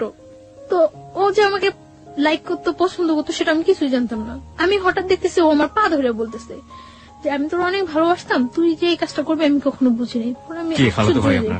হ্যাঁ, আশ্চর্য হয়ে যায় যে ওকে কি বললো এটা। পরে আমি বলছি কি পরে বলতেছে তুই এইরকম একটা ছেলের সাথে ইয়ে করতেছিস, করতেই পারি, এটা আমার life. Let me ask you one thing, আপনার কি ফার্স্ট লাইফটা সম্পর্কে সে জানতো না যে আপনি? হ্যাঁ জানতো। তারপরে এবং ফার্স্ট লাইফটা আমার যতটুক মানে সাপোর্ট করার ও আমার তখন করতো, যে এইভাবে এইভাবে তুই বাইরে আসবি ওইখান থেকে, এইভাবে এইভাবে ইয়ে করবি। ওর সাথে আমার সাথে জাস্ট একটা ফ্রেন্ডের মতো ছিল আমার খালতো ভাইটার সাথে আমার সাথে। ওকে, যখন দেখলো যে আপনি বাইর হয়েই গেছেন অন্য একজনের সাথে, তখন কি সে আপনার পা ধরতেছে যে না তুই এটা করতে পারবি না? ওকে, হ্যাঁ, এবং আমার ফার্স্ট লাইফটা মানে যত সমস্যাগুলি সিনক্রেট করছি আমি ওই বাসায়, সবটা ওর ইয়াতে করছি। ওকে, লেট মি, আমার মনে হয় গল্পটা অনেক জটিল হয়ে গেছে আমাদের শ্রোতাদের কাছে, আমি একটু পরিষ্কার করে দিতে চাই। বন্ধন ব্যাপারটা হচ্ছে এরকম যে প্রথম যে ঘটনাটা ঘটেছে তার জীবনে, ছায়ার জীবনে, সেটা তো আপনারা জানেনই যে জোরপূর্বক, এবং জোরপূর্বক ওর কোনো যাওয়ার কোনো গতি ছিল না, এবং যে কারণে সে ওই ছেলের সাথে এতদিন পর্যন্ত থেকেছে, ওই বাসায় থাকতে হয়েছে তার। এই থাকা অবস্থায় সে তার খালাতো ভাইয়ের কাছ থেকে ফুল সাপোর্টটা পেয়েছে, এবং খালাতো ভাই বলেছে কিভাবে কিভাবে বাসা থেকে বের হয়ে আসবি, কিভাবে কিভাবে তুই আমার এই কাজটা করবি, ওই কাজটা করবি, এটা ফুল সাপোর্টটা সে পেয়েছে। যখন ছায়া একটা ছেলেকে নিয়ে স্বপ্ন দেখছে এবং একটা ছেলেকে নিয়ে অলরেডি বের হয়ে গিয়েছে, ঠিক সেই মোমেন্টে খালাতো ভাই তাকে ওইখান থেকে সরিয়ে নিয়ে আসার চেষ্টা করছে, কারণ খালাতো ভাইয়ের উদ্দেশ্য ছিল তাকে ওইখান থেকে সরিয়ে নিয়ে আসা, এবং খালাতো ভাই তাকে লাভ করতো। ঘটনার ইকুয়েশনটা এখন এরকম। চলুন তারপর মানে ওর কথাগুলো শুনে আমি সব অবাক হয়ে গেছি। ও বলতেছে যে তুই যে কাজটা করছো, যে ছেলেটার সাথে তোর অ্যাফেয়ার, তোর কখনো ইয়ে করবো? পরে আমি বলতেছি হ্যাঁ করবো। তখনও কিন্তু ও জানে না যে আপনি ম্যারিড। না, তো আমি বলতেছি যে হ্যাঁ করবো। পরে বলতেছে যে, পরে ওর সাথে আমার সাথে অনেক কথা কাটাকাটি হয়, কাটাকাটি হওয়ার পরে তো সকালবেলা বাড়ি যেয়ে আমি ওর অনেক রিকোয়েস্ট করি যে তুই বাড়িতে কাউকে এই কথাটা বলবি না, বাড়িতে কাউকে এই কথাটা বলবি না। পরে আমি বাড়িতে যাওয়ার পর ও সাথে সাথে ব্যাপারটা আমার বোনের সাথে শেয়ার করে, এবং আগে থেকেই হয়তো ওই যে রাত্রে ওর সাথে ইন্ট্রোডিউসটা আমার মনে হয় রাতেই ফোনে ও ব্যাপারটা শেয়ার করছিল, এবং শেয়ার করার পরেই বাড়ি থেকে আমাকে নিয়ে যাওয়ার জন্য ইয়ে হয়েছে। আমি বাড়িতে যাওয়ার পরে আমার জিজ্ঞাসা করে যে এরকম যে সত্যি তোর সাথে ওই ছেলের সাথে রিলেশন? পরে আমি বলি যে না, আমার সাথে এরকম কোন ছেলের সাথে, কারণ আমি জানি যে ওইখান থেকে আমার আসতে হলে এটা আমার যেভাবে হোক চাপাই যেতে হবে। তো তারপরে কি করে আমার ফোন থেকে ওই নাম্বারটা, রুমেলের নাম্বারটা আমার বাড়ির সবাই সেন্ড করে দেয়, এবং তখন বাড়ি থেকে রুমেলের ফোন দেয়। ফোন দিয়ে রুমেলের বলে যে তুমি কি জানো ওর যে আগে একটা বিয়ে হয়েছিল? মানে আমার বাড়ি থেকে ইয়াটা ছিল এরকম যে আমার আগের হাজবেন্ডের সাথে কাট করে এখান থেকে আমাকে একেবারে নিয়ে যাবে, এবং নিয়ে যাওয়ার পরে যে আমি বাইরে যাই, কিছু বাইরে ইয়ে করে আসবো, আসার পর এস্টাবলিশড ভাবে ইয়ে করার জন্য।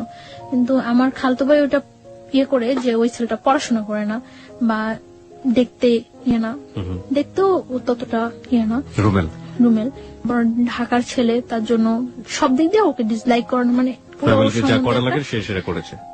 আর আমার খালতো ভাইটা সবাই খুব পছন্দ করে, আমার ফ্যামিলি ছাড়াও সবাই খুব পছন্দ করে ওরে। আমি ওরা অনেকবার রিকোয়েস্ট করছিলাম যে তুই বাড়িতে বলবি না। ও কি করছে, বাড়িতে যা ফোন নাম্বারটা দিয়ে দেওয়ার পর রুমেলের ফোন করছে। আমার মা ফার্স্ট ফোন দেওয়ার পর রুমেল ফোন রিসিভ করার পর বলতেছে আমি মানে আমার আগের হাজবেন্ডের বলতেছে যে আমি ওই লোকটার শাশুড়ি। তো অবাক হয়ে গেছে যে কি বলতেছে। তো ও মা বলে কথা বলছে, কথা বলার পরে মানে আমার বাড়ি থেকে বলে দিচ্ছে যে আমি ম্যারিড। তো আমার জিজ্ঞাসা করছে যে তুমি কি সত্যি ম্যারিড? পরে আমি বলছি না, আমি ম্যারিড না।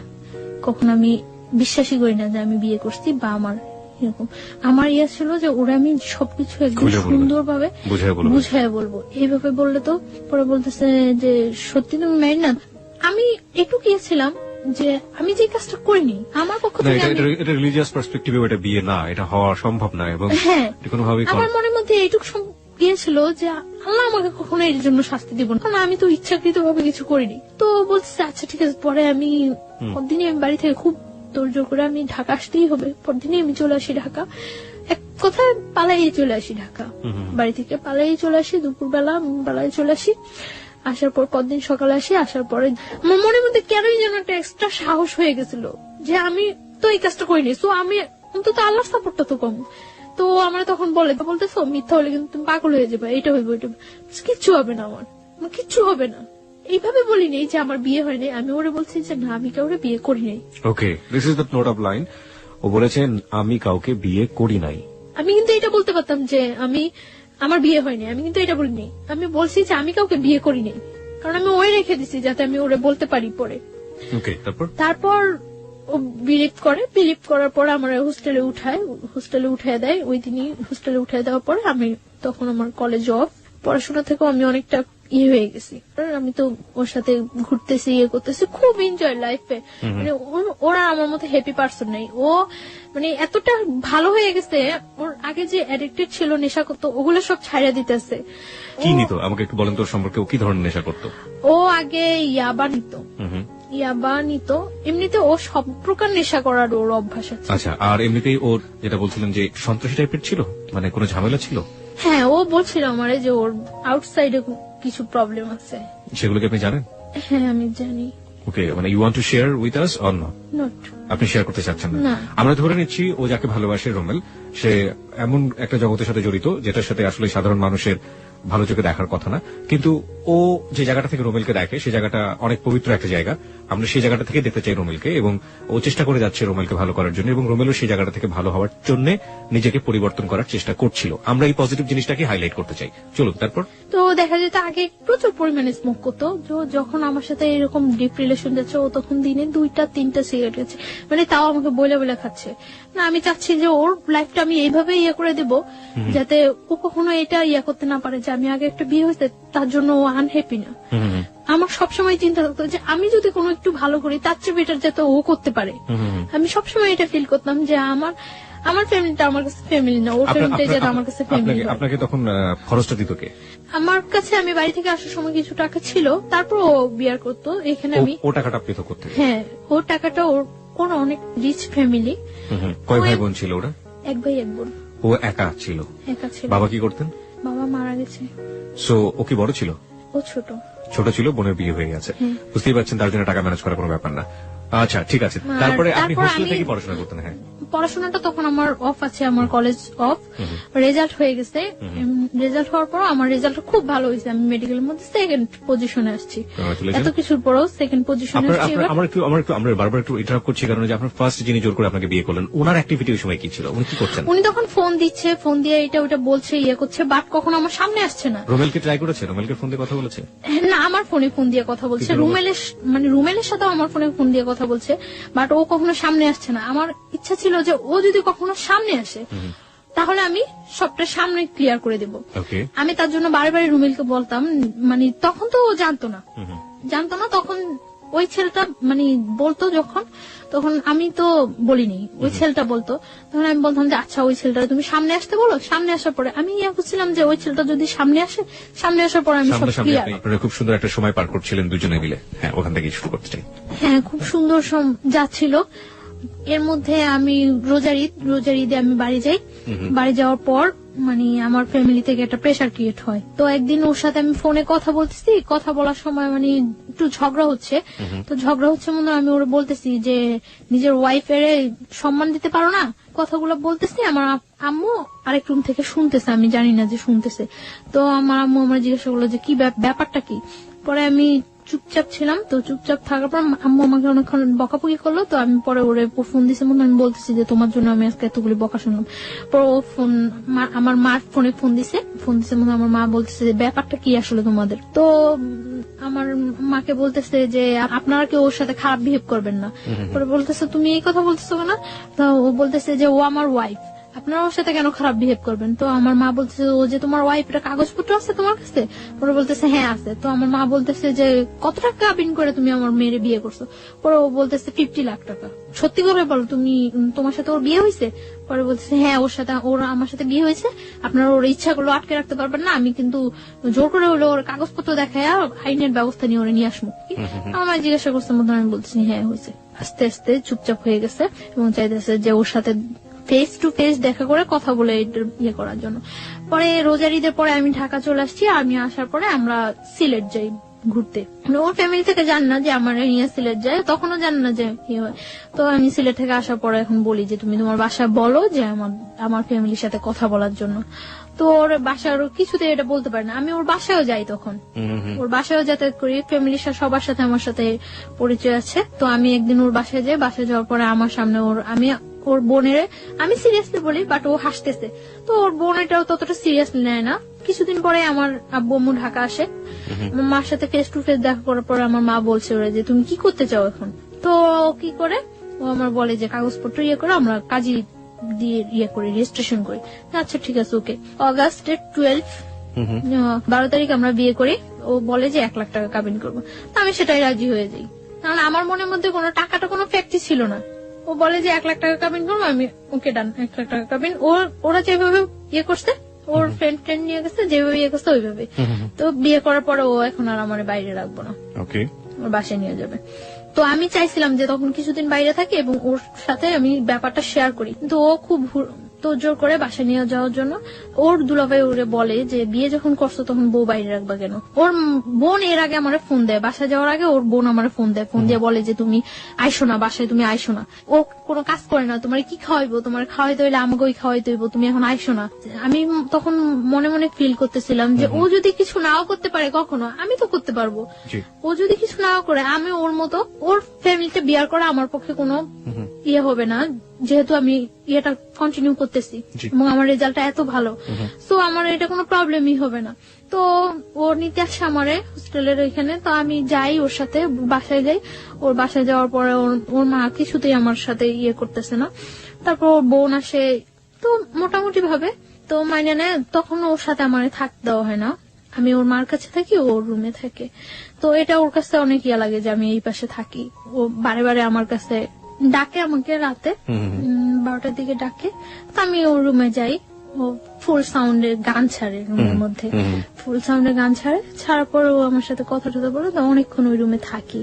থাকি কি হাজবেন্ড ওয়াইফ রিলেশন হয় ওখানে। হ্যাঁ, তারপর আমি বলি যে মাকে মিন করবো, আমি চলে যাই। ও বলতেছে না তুমি এখানে ঘুমাও, প্রবলেম নাই। আমি বলতেছি না আমি চলে যাই। পরে আমি মানে মার রুমে চলে আসি, মার কাছে ঘুমাই। তো এভাবে 3 দিন চলে যায়। 3 দিন পরে ওই এলাকার লোকজন আস্তে আস্তে জানতে থাকে, মানে সবাই তখন যখন বউ দেখতে আসে সবাই আস্তে আস্তে এইভাবে, তো আস্তে আস্তে ওই এলাকার লোকজন জানতে পারে যে আমার সাথে ওর বিয়ে হয়েছে। তো এলাকার লোকজন বলে যে এই মেয়েটার আগে একটা বিয়ে হয়েছে, এরকম ইয়ে করে। মানে ওই বাসায় কেউ এটা খুব স্বাভাবিক ভাবে তো মানেই না, খুব অস্বাভাবিক হয়ে যায় সবাই, অস্বাভাবিক হয়ে যায়। তারপর আমি ওরে বলি যে তুমি কি চাও, তুমি আমার রাখতে চাও নাকি রাখতে চাইলে চলো আমরা এখান থেকে অন্য কোথাও চলে যাই, সবকিছু সিচুয়েশন ঠিক হয়ে গেলে তারপর চলে আসবো। ওরা আমি এটা বলি, ও আমার ফুললি সাপোর্ট দেয়। আমি যে কোনো একটা কিছু করব বা সবাইকে আমি কিছু বলবো বা কোনো একটা, ও আমার সবসময় চাপায় রাখে এবং ওটা ফুললি সাপোর্ট দেয় যে না সবকিছু ঠিক হয়ে যাবে, সবকিছু ঠিক হয়ে যাবে। ওর উপরেই আমার 100% ভরসা থাকে।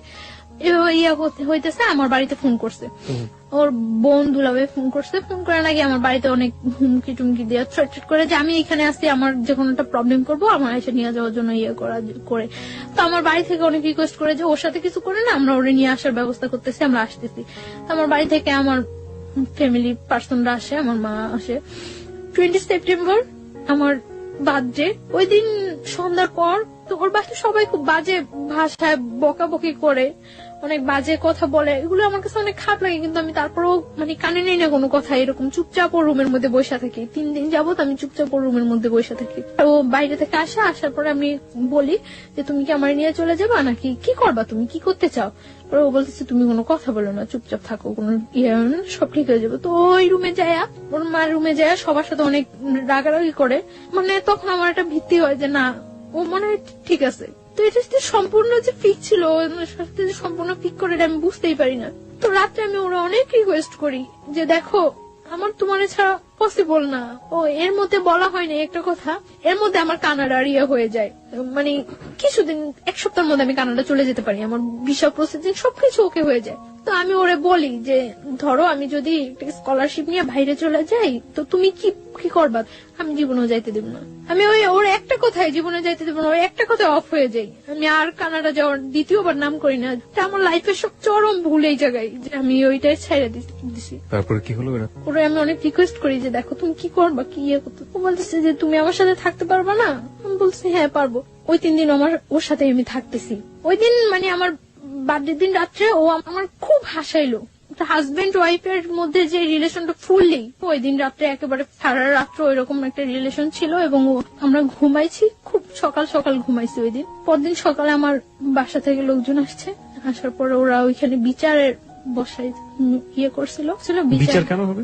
বিচার কি করবে এখন, এটা কি করে করা উচিত। তো ওর দুলাভাই ওরে বলছিল যে শালম সবকিছু ডিপেন্ড করে তোমার উপরে, রুমেল সবকিছু ডিপেন্ড করে তোমার উপরে। তুমি যদি ওরে রাখো, কারো ক্ষমতা নাই যে ওরে এখান থেকে পাঠিয়ে দেওয়ার বা তোমার থেকে বিচ্ছিন্ন করার। কিন্তু ও আমার একটা একটা বারের জন্য ও আমার বলে নাই যে বা কিছু। ও আমার বারে বারে বলতেছে তোমার ফ্যামিলি থেকে কেউ আসলে তুমি চলে যাও, সবকিছু ঠিক হয়ে যাবো। যখন বিচার বসলো, বিচারের মধ্যে ও বলতেছে, মানে ফার্স্ট টু লাস্ট আমাদের অ্যাফেয়ারের ঘটনাটা বলতেছে। বলার পর ও বললো যে আমার পক্ষে ওরে রাখা সম্ভব না। তখন আমি আশ্চর্য হয়ে গেছি যে ও এটা কি বললো। কালকে রাত্রে সামান্য কয়েকটা ঘন্টা ও এতটা চেঞ্জ। আমি হতবাক হয়ে গেছি যে ও কি বললো। ও বারে বারে বারে বারে সবাই ওরে জিজ্ঞাসা করতেছে যে তুমি যেটা করবা সেটাই হইব, তুমি যেটা বলবা সেটাই হইব। ও বারবার বলতেছিল এবং নিজে স্টামারাইছে, নিজে মানে সবকিছু নিজে করাইছে, একেবারে ডিভোর্সের করছে। আমার যখন সবাই বলতেছিল যে তুমি কি বলো, তুমি কি বলো, তখন আমি বারে বারে বলছি যে ও যেটা করবে সেটাই, ও যেটা বলবে সেটাই। আমি বারবার চাইছিলাম যে ও একটা কথা বলুক যে না আমি ওরে বিয়ে করছি, ওরে আমি লাভ করে ওরে আমার পক্ষে ছাড়া সম্ভব না, কিন্তু ও এই কথাটা বলে নাই। তখন আমি ওরে ওর রুমে ডাইকে নিয়ে যাই। আমি ওরে বলি যে আমি তো, তুমি কি একবার চিন্তা করতেছো যে আমি তোমার কাছ থেকে কতটা দূরে সরে যেতেছি, জীবনেও তুমি আর আমার পাইবা না। পরে ও বলতেছে তুমি চিন্তা করো না, সবকিছু ঠিক হয়ে যাবো। তখন ও আমার এই কথাটা বলতেছে। তখন আমি ওরে বলতেছি যে আমি তো চলে যেতেছি, তুমি আমার অনেক কিছু ওই ঘরে, অনেক কিছু অনেক স্মৃতি আমার ওই ঘরে। আমি ওরে পাঞ্জাবি করে দিয়েছিলাম হাতে সেলাই করা। তখন আমি ওরে বলি যে আমারে একটা জিনিস দিবা। পরে বলতেছি কি, আমি বলতেছি তোমার ক্যামেরা থেকে মেমোরিটা আমারে দিয়ে দাও, এই ছবিগুলো আমি নিয়ে যাই সাথে। পরে ও আমার মেমোরিটা দিতে রাজি হয়নি। তখন মানে কাটসিট হয়ে গেছে, 50,000 টাকা দিয়ে দিবে। তো আমি ওরে বলতেছি যে এটা কি হইতেছে, আমারে বলতেছো যে তুমি আমি চলে যাওয়ার জন্য, তাহলে তো ডিভোর্সের টাকার এগুলোর কোনো প্রশ্ন জাগতেছে না। তখন ও আমার বলতেছে যে ওকে হয়ে যাবো, টাকাটা রেখে দাও, পরে যখন তোমার নিয়ে আসবো তখন ব্যাগ দিয়ে দিলেই হইব। তখন আমি ওরা 100% বিলিভ করছি। আমি টাকাটা হাতে নিতে চাইনি। ও বলতেছে নেও নাও। পরে আমি নিয়ে আমার মার কাছে দিয়ে দিছি টাকাটা। আমি সবাই বলছে যে টাকা দেওয়ার পরে ডিভোর্স হয়ে যাওয়ার পরে ওরা এখানে আর একটু থাকতে পারবো না, আমাদের সাথে বের হয়ে যেতে, মানে আমার ফ্যামিলি পার্সন গুলো উইথ আমি। তখন মানে কাজী তালাকের ডিভোর্সের ইয়াটাও লেখা পড়তেছিল। পড়ে ওরে বলছিল যে তুমি সাথে সাথে পড়ো, পড়ার পরে সিগনেচার দিয়ে দিও। ও এত স্পষ্ট ভাষায় সাথে সাথে পড়ে সিগনেচার দিয়েছে। আমি আশ্চর্য হয়ে গেছি যে ও জানে যে আমি ওর জন্য ঠিক কতটুকু স্যাক্রিফাইস করছি, আর ও কিভাবে এটা করলো। কিন্তু যখন কাজী আমারে বললো যে তুমি এবার আমার সাথে সাথে বলে সিগনেচার করে দেবে, আমি কাজীর সাথে একটা ওয়ার্ড উচ্চারণ করতে পারি নাই। আমার মনে হইতেছিল যে আমার ভোকাল কর্ডটা অফ হয়ে গেছিল, আমি একটা ওয়ার্ড উচ্চারণ করতে পারি নাই। এবং সিগনেচার দেওয়া অবস্থায় যে আমার কতবার হাত থেকে কলমটা হয়ে গেছিল, আমার পুরো শরীর কাঁপতেছিল আমার, যে কি হয়ে গেল এটা, কি হয়ে গেল এটা, কি হয়ে গেল, মিলাইতে পারতেছিলাম না। ডিভোর্স হয়ে গেছে, আমরা চলে আসবো, মানে আমার ফ্যামিলি পার্সনটা বের হয়ে গেছে, আমি ওর সাথে কথা বলে বের হবো। তখন আমি এই রুম থেকে ওই রুমে যাওয়ার সময় ওর মা ফার্স্ট আমার হিট করে, আমার শরীরে হিট করার পর ওইখানে যে কটা রিলেটিভ থাকে ওর বোন ছাড়া সবাই আমার হিট করে ওইখানে। আমি স্তব্ধ হয়ে গেছি পুরা, যে কি হয়েছে এটা, আমার লাইফে কি হইতেছে। সবাই যখন ওরা এতগুলো লোকের সামনে হিট করতেছে, ও বাইরে থেকে এসে আমার জড়ায় ধরে আমার বাইরে নিয়ে যায়। আমি অবাক হয়ে যাই ও চেহারা দিকে, আমি তাকাই যে এই ছেলেটা সেই ছেলেটা। আমি পুরা হতবাক হয়ে যাই। তারপর মানে যখন স্টানে চলে আসি আমরা, বারবার পিছনের দিকে তাকাইতেছি যে ও আসতেছে কিনা, ওরে দেখতেছি কিনা, দেখি না। স্টানে আসার পরে ওরা আমাদের থেকে মানে 50,000 টাকা দিচ্ছে, ওইখান থেকে 10,000 টাকা ব্যাগ দিতে বলে ওই যে লোকগুলো ওইখানে ছিল তারা। আমার মা বলতেছে যে তাহলে সবটাই রেখে দেন, দিয়ে আর 50,000 টাকা দিচ্ছেন, যা বলছেন বিচারা আপনাদের সবকিছু মাইনে আমরা আমাদের নিয়ে যেতেছি।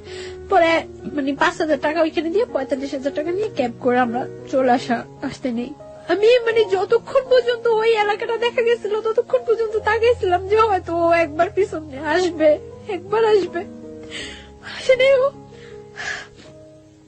তারপর যখন আমরা চলে আসি, আসার পর ও আমার ফোন দিয়েও আমার বলে যে একটু কথা বলো আমার সাথে। আমি তখন করি যে আমি আর জীবনে ওর সাথে কথা বলবো না।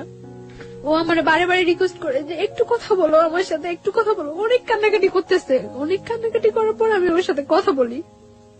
আমি ধরে রাখতে পারি না নিজেরে, আমি লুকায় লুকায় ওর সাথে কথা বলি। কথা বলার পর পরদিন যখন আমি বাড়িতে যাই আমি প্রচুর অসুস্থ হয়ে যাই। আমি খবর পাই যে ও প্রচুর অসুস্থ হয়ে যায়, ওরও হসপিটালাইজ করতে হয়, আমারও হসপিটালাইজ করে বাড়িতে। আমি একবার মেন্টালি সিক হয়ে যাই, পাগলের মতো হয়ে যাই।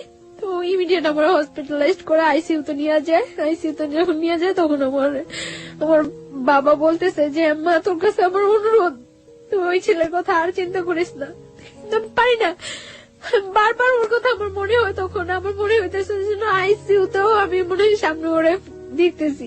যখন ওর সাথে ও আমার সাথে যোগাযোগ করে, পরে ওর সাথে আমার আবার কন্টিনিউ কথা হইতে থাকে। তো কিছুদিন পরে তো আমি করতে পারি যে আমি প্রেগনেন্ট। তখন আমি ওরা বলি, 7 দিনের মাথায় আমার দুলাভাই নিয়ে আমি আবার ঢাকা আসি। মানে আমি খুব অসুস্থ হয়ে যাই, আমার ঢাকা শিফট করতে বলে। তো আমার দুলাভাই আমার নিয়ে ঢাকা আসে, ওরা আমি ফোন দিয়ে বলি, ও আমার সাথে মিট করতে যায়। আমার দুলাভাইয়ের কাছ থেকে বললে আমার নিয়ে এসে আমার সাথে সারাদিন ঘোরে। ওই দিন আমার নিয়ে কুমিল্লা যায়। তো আমরা ওইখানে থাকি, ওইখানে রাত্রে থাকি। ও বলে যে কিসের ডিভোর্স হয়েছে, এটা তো ডিভোর্সই হয়নি। ও আমারে বলে যে এটা ডিভোর্স হয়নি। ও স্বীকার করে না এটা ডিভোর্স হয়েছে, আমিও মানি না এটা ডিভোর্স হয়েছে। আমরা দুইজনের মেলা। আমি ওরে হলুদ দেই, ও আমার হলুদ দেয়, এবং আমরা ওই দিন বাসর ঘরটা সাজাই সুন্দর করে রুমের মধ্যেই দুইজনে মিলেই ওইখানে আমরা করি। তারপর পরদিন আমি চলে আসার পরে আমার ডাক্তারটাকে দেখে বাড়িতে নিয়ে যায়। তখন আমার মানে যাওয়ার সময় ও আমার দুলাভাইয়ের সাথে কথা বলে। আমার মনে আছে ও ওই দিন কি পরিমাণ কান্না করে। ও আমার দুলাভাইয়ের কাছে হাত জোর করে রিকোয়েস্ট করে যে যাতে আমার কোনো কিছু না করে, ও আমার নিয়ে আসবো।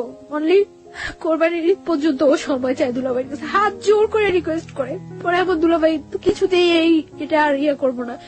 পরে যখন মানে দেখছি যে আমার ফ্যামিলি থেকে আর কোনো সাপোর্ট নাই ওর ইয়েতে, তখন আমি আরো সিক হয়ে যাই, একেবারে পাগলের মতো হয়ে যাই। বাসায় মেন্টালি এতটা হয়ে যায় যে আমি যে আমার নিজের ক্ষতি করতেছে ওইটাও আমি তখন ফিল করতেছি না। আমি যে কোনো ওর সম্বন্ধে আমি সব সময় ঘরে এক কোনায় একটা বদ্ধ ঘরের মধ্যে দরজা বন্ধ করে অন্ধকার ঘরের মধ্যে এক কোণে বসে থাকি, এবং কেউ কিছু বললেই আমি নিজের মাথা নিজের ওয়ালের সাথে করতেছি, হিট করতেছি নিজের মাথা, আমার মাথা ফুলে টুলে যায়। এবং আমি তখন ড্রাগ নেওয়া শুরু করি। বাসায় আমার ব্যাগে অনেকগুলো প্যাথেটিন নিয়ে যাই আমি যাওয়ার সময়। মানে আমি কিছুতেই ওর নামাইতে পারতেছি না। তারপর যখন দেখা গেছে যে আমি এরকম সিক হয়ে গেছি, একেবারে মেন্টালি এক কথা পাগল হয়ে গেছি, তখন আমার দুলাভাই বলে যে না, ওর উপরে আর কোনো টর্চার করার দরকার নেই, প্রেশার ক্রিয়েট করার দরকার নেই। যেহেতু ওই ছেলেও চাচ্ছে ওর সাথে সম্পর্ক রাখার জন্য, ওই ছেলে যদি না চাইতো তাহলে আমি ওর কোনো সাপোর্ট করতাম না। ছেলে যেহেতু নিজে আমার কাছে হাত জোর করে কাইটা অনুরোধ করছে, সো থাকুক, ওর মতো থাকতে দেন। ছেলে তো বলছে কোরবানি ঈদের পরে ওরে নিয়ে যাবো। তো এর মধ্যে তখন তো আমি ওর জানে আমি প্রেগনেন্ট, আমি ওরে বলি প্রেগনেন্ট। আমি আবার ঢাকা আসি ওর সাথে দেখা করার জন্য, ওর সাথে দেখা হয়, কথা হয়। তো আমি ওই দিন বলি যে আমি আর বাড়িতে যাব না। তো ও বলে যে যতটা কষ্টই হোক তোমার কোরবানি ঈদ পর্যন্ত ওইখানে থাকতে হবে, ঈদের পরে আমি তোমায় নিয়ে আসবো। আমার যাই হোক, যদি আমার ফ্যামিলি থেকে সাপোর্ট না করে আমি তোমার নিয়ে বাইরে থাকবো। তো এই কথা হয় ওর সাথে। তারপর এভাবে চলতে থাকে কোরবানি ঈদ পর্যন্ত। আমি ওর সাথে কন্টিনিউ কথাবার্তা বলি। এর মধ্যে আমার মাও মাঝে মাঝে ওর সাথে কথা বলে জিজ্ঞাসা করে যে তুমি কি করবা, কেন তুমি এইভাবে সম্পর্কটা আগে নিতেছো, যা হয়েছে ওইখানেই ফিনিশড করে দিতা। তো ও বলতেছে না মা, আমার পক্ষে ওরে করা সম্ভব না, আমি ওরে নিয়ে আসবো। তখন আমার মা ওরে বলতেছে তুমি ওরে নিয়ে আসবা, হয়তো দেখা গেছে 2-4 মাস তুমি ওরে নিয়ে থাকতেছো, তারপরে তোমার ফ্যামিলির কেউ তোমার করলো, তুমি তোমার ফ্যামিলির টানে চলে যাবে, আবার তখন ওর কি হইব। পরে বলতেছে না, কখনোই এরকম করবো না আমি আর। তো এইভাবে করতে থাকে। কোরবানি ঈদের পরে ও আমাদের বাড়িতে যায়। তখন তো 1 মান্থ ওভার হয়ে গেছে আমি প্রেগনেন্ট। হ্যাঁ, ও আমাদের বাড়িতে যায়। পরে আমি কেউ জানাই না বাড়িতে এই ব্যাপারটা যে আমি প্রেগনেন্ট। তখন আমার বাড়িতে যাওয়ার পরে যেভাবে একটা গেস্ট আসলে যা করা হয়, ঠিক ওর সাথে ওই ব্যাপারটাই খুব সুন্দর ব্যবহার করছে সবাই। সকালবেলা ব্রেকফাস্ট করতে দেওয়া হয়েছে, নাস্তা টাস্তা করতে দেওয়া হয়েছে। তো ওর জন্য পিঠা টিঠা অনেক কিছু করা হয়েছে। তারপরে ওরে মানে আমার দুলাভাই জিজ্ঞাসা করছে যে তুমি কি করতে চাও এখন, আমরা কি নতুন করে তোমাদের বিয়ের অ্যারেঞ্জ করবো, তোমার বাড়িতে জানাবো, তোমার বাসা জানাবো তুমি যে এখানে আসছো, না কি করবো। পরে ও বলতেছে না কিছু করে না, আমার আর অল্প কটা দিন সময় দেন, আমি ওরে নিয়ে যাবো। ভাইয়া বললো তাহলে তুমি এখানে থাকতে পারবে না, দেখো ওদের তো ভাইও নাই, এই বাসা থাকলে কে কি মিন করে, তাহলে বেটার হয় তুমি চলে যাও, তুমি যখন তোমার সময় হবে তখন তুমি আইসো। পরে সবার মন খারাপ হয়ে যায় যে কি বললো ছেলেটা, এতদিন পর্যন্ত ছেলেটা আমাদেরকে একটা কথা করে রাখছিল, এখন কি বললো। তারপর আমি ওরে জিজ্ঞাসা করি যে তুমি করো, তখন ও আমার বলতেছে যে আমার আর অল্প কটা কিছুদিনের সময় দাও। তারপর ও দুপুর বেলা যখন ও চলে আসে, ভাইয়া ওরে মানে আসার ভাড়াটা পর্যন্ত দিয়ে দেয়। মানে ওর সাথে এরকম ভদ্র আচরণ করছে যে ওর বাসায় যে আমাদের সাথে কি বিহেভটা হয়েছে ওরা কেউ ইয়ে করে নেই, সবাই শুধুমাত্র আমার দিকে তাকায়। তখন কিন্তু আমরা সবাই বলছিল, দেখো তুমি যে ছায়া, এখন যদি তুমি শক্ত হও তাহলে কিন্তু আমরা এখন কিছু করতে পারি। ওরা আটকে রেখে কিন্তু ওর বাড়িতে ফোন দিয়ে ইয়ে করতো। আমি বলছি ইম্পসিবল, ও তো বলে আসেনি যে ও আমরা বিয়ে করতে আসতেছে। তো আমি ওর সেফলি ওইখান থেকে যেভাবেই হোক সেফলি, যতটা ইয়া হয়েছে আমার উপরে হয়েছে, ব্লেম যা হয়েছে আমার উপরে হয়েছে, আমি ওরা সেফলি পাঠিয়ে দিছি। তখন আমি ওরা বলছি যে কি করবা। তো ও আসার পর 2-3 দিন খুব তোর জোর বাসা টাসা দেখতেছে, ও আমার নিয়ে আসবো। তো হঠাৎ করে একদিন বলতেছে যে আমার পক্ষে তো পসিবল না। কি বললা এটা? যেটা একবার ভেঙে গেছে যাইতো, তখন আমি পাগল হয়ে যেতাম, যা হয়ে যেতাম, তখন ইয়ে হয়ে যেত, আমার ফ্যামিলি আমার নিয়ে আসছে। এখন তুমি এটা কি বললা? পরে আবার বলতেছে যে না ঠিক আছে। তো এখন তো দিন যাইতেছে, আমার বাসায় জানাজানি হয়ে যায় যদি যে আমি প্রেগনেন্ট, তাহলে তো একটা প্রবলেম। হয়তো আমার বাসায় জানাজানি হয়ে গেলে ওর বিরুদ্ধে যে কোনো একটা অ্যাকশন নিবে, সেটা আমার মনের মধ্যে আরো একটা ভয় কাজ করতেছে। আমি আসলে অনেক বেশি থান্ডার্ড হয়ে গেছিলাম। আমার মনে হচ্ছে আমার লিসনাররা ভাববে যে আমি এখানে নাই। আমি ওর কান্নার শব্দ শুনে আসলে অনেক বেশি থান্ডার্ড হয়ে গেছে, আমার নিজের চোখে পানি চলে আসছে, আমি আসলে কথা বলতে পারছিলাম না। গল্পের একেবারে শেষ দিকে আমরা চলে এসেছি। আমি কিছু কোশ্চেন আপনাকে করতে চাই। প্রথম প্রশ্নটা হচ্ছে, আপনি কয় মাসের প্রেগনেন্ট এই মুহূর্তে? 4 months। 4 months। মানে what's your decision about your baby? আমি আমার বেবিটা রাখতে চাই, by at any cost. Any কষ্ট। যদি আপনার হাজবেন্ড ডিভোর্স দিয়ে দিয়েছে এবং ওটাই যদি বলবৎ থাকে, তাহলেও কি আপনি আপনার বেবিটা রাখতে চান? তাহলে কিভাবে সম্ভব? ওকে। ও আচ্ছা, আর আরেকটা যেটা, সেটা হচ্ছে যে আপনার প্রথম হাজবেন্ড আর পরবর্তীতে যোগাযোগ করেনি? না, ওর সাথে পরবর্তীতে ও আর কোনো ইয়ে যোগাযোগ করেনি, কোনো কিছু ইয়ে হয়নি। আর ওর সাথে ওকে ডিভোর্স দিয়ে দিয়েছে? হ্যাঁ, ওর সাথে আমার ফ্যামিলি থেকে Divorce কার্ড সিট, হ্যাঁ যখন ফার্স্টলি আমার বাড়িতে নিয়ে যায় তখনই ওর সাথে ডিভোর্স হয়ে কার্ড গেছে। সিট করে ওকে, দিয়েছে। সেকেন্ড হাজবেন্ড যে ছিল তার সাথে এখন বর্তমান কতদিন যাবত আপনার যোগাযোগ হয়নি? এখন এই শুক্রবার থেকে হচ্ছে না। লাস্ট এর মধ্যে আমি যখন আপনাদের কাছে ফোন করছিলাম তার কিছুদিন গ্যাপ ছিল, তারপর ও আবার আমার কাছ থেকে 1 সপ্তাহ সময় নিছিল। ওর অবস্থা হচ্ছে কখনো ফ্যামিলির কাছ থেকে ও মোটিভেট হচ্ছে, কখনো আপনার কাছ থেকে। ও আসলে সিদ্ধান্ত নিতে পারছে না সিদ্ধান্ত নিতে পারতেছে না যে ও আসলে কি করবে। হ্যাঁ, এবং ও এখন খুব প্রচুর অ্যাডিক্টেড হয়ে গেছে, সারা দিন রাত নেশা করে এবং এই অবস্থায় থাকে। আপনি যে বলছিলেন যে আপনি মাঝখানে ড্রাগ নিচ্ছিলেন, আপনি কি এখনো সেই ড্রাগটা নিচ্ছেন? মানে আমি যখন ঢাকা চলে আসছি তখন থেকে আমি আর ড্রাগ নিচ্ছি না, কারণ আমার এখন ড্রাগ নিলে তো এটা আমার বেবিটার উপরও। আমি এই গল্পটা শোনার পরে আমার কাছে মনে হয়েছে যে আমাদের এই যে নিষ্পাপ দুটো প্রাণ, বা এই যে আজকে ছায়া যে জায়গাটায় দাঁড়িয়ে আছে, সেই ভুলের গুলোর জন্য আসলে কারা দায়ী? প্রথমত তার ফ্যামিলি, এবং দ্বিতীয়ত হচ্ছে যে ছেলেটা বিয়ে করলো তার ফ্যামিলি। লাস্ট আমি আর একটু শেষ করতে চাই। জি প্লিজ। যেদিন আমি ঢাকা আসছি ওই দিন ও আমার ভোরবেলা আনতে গেছে, আনার পর ভোরবেলা আনিনা আমার একটা হোটেলে উঠছে, উঠার পরে 1টা পর্যন্ত আমরা হোটেলে ছিলাম।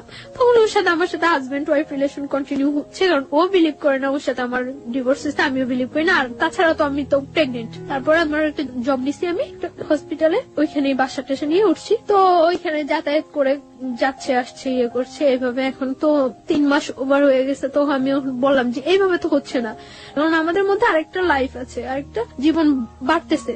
তো আমি ওরা বলি যে এটা তুমি কিভাবে ইয়ে করবা, তো করতেছে না। তারপর আমি ওর বোনের ফোন দিয়া জানাইছি, ওর বোন ডাইরেক্টলি বলতেছে যে এটা যে ওর বেবি তার কি প্রুফ আছে। তারপর আমি বলছি যে ওরে জিজ্ঞাসা করার জন্য। আমি জানি না সত্য মিথ্যা কতটুকু, কে সত্য কথা বলতেছে কে মিথ্যা কথা বলতেছে। ওর বোন নাকি ওরে জিজ্ঞাসা করছিল, ও নাকি অস্বীকার করছে যে না এরকম কোন বেবি টেবি নাই, এগুলি কিছুই না। সেই সত্যটাকে আপনি কিভাবে নেবেন সেটা আপনার একেবারে ব্যক্তিগত ব্যাপার, কিন্তু আমার মনে হচ্ছে কিছু একটা বলা উচিত। সেই বলার জায়গাটা থেকে আমি যেটা বলতে চাই, আপনার যাকে আপনি লাভ করেন, আপনার হাজবেন্ড, আপনার প্রিয় মানুষ, তার প্রতি শ্রদ্ধা রেখে, আপনার ভালোবাসার প্রতি শ্রদ্ধা রেখে আমি যেটা বলতে চাই, সে যে কাজটা করেছে মহা অন্যায় করেছে। প্রথম কথা হচ্ছে এটা কেন করেছে? আপনাকে যখন তার ফ্যামিলির চাপে ডিভোর্সের মতো কাজটাই করলো এবং বললো যেটা ম্যানেজ হয়ে যাবে, সেটা ম্যানেজ করে এত বড় গর্হিত অপরাধ সে যখন করতে পারলো, তখনই কিন্তু আপনার ধারণা নেওয়া উচিত ছিল যে এই ছেলেটাকে দিয়ে আপনি এত বড় রিস্ক লাইফে নিতে পারবেন না। 1 2 নাম্বার হচ্ছে আপনি এখনো তার আশা করে আপনি বেবিটাকে আপনার পেটের মধ্যে বড় করছেন, আপনার শরীরের মধ্যে বড় করছেন। আপনি কিন্তু প্রথম মেসেজটা পেয়ে গিয়েছেন যে তাকে নিয়ে আপনি আসলে কতটা শক্তিভাবে দাঁড়াতে পারেন, কিন্তু আপনার ভালোবাসা সম্পূর্ণ অবুঝ, এবং সেই জায়গাটা থেকে আপনি এখন, আমরা যতই বুঝেন এখন আপনি বুঝবেন না। তবে আমিও চাইবো না, কোনোভাবেই চাইবো না, আমি ব্যক্তি মানুষ হিসেবে চাইবো না যে আপনার এই বেবিটা নষ্ট হয়ে যাক, আপনার এই বেবিটা পৃথিবীতে না আসুক, কোনোভাবেই চাইবো না। এবং কিন্তু আপনি মানুষ হিসেবে যে বাস্তবতা ফেস করেছেন, আপনার বেবি পৃথিবীতে আসার পরে কোন বাস্তবতা ফেস করবে সেটা আমরা একেবারেই অনিশ্চিত। আর লাস্ট আমি সুইসাইড অ্যাটেন্ড করছিলাম, সুইসাইড অ্যাটেন্ড করার পর ও আবার আমার কাছে গেছিল, যে আমার বলতেছিল যে যাই হোক এই বেবিটা নষ্ট নষ্ট করা যাবে না, আর এই বেবিটা ওর পরিচয় বড় হইব।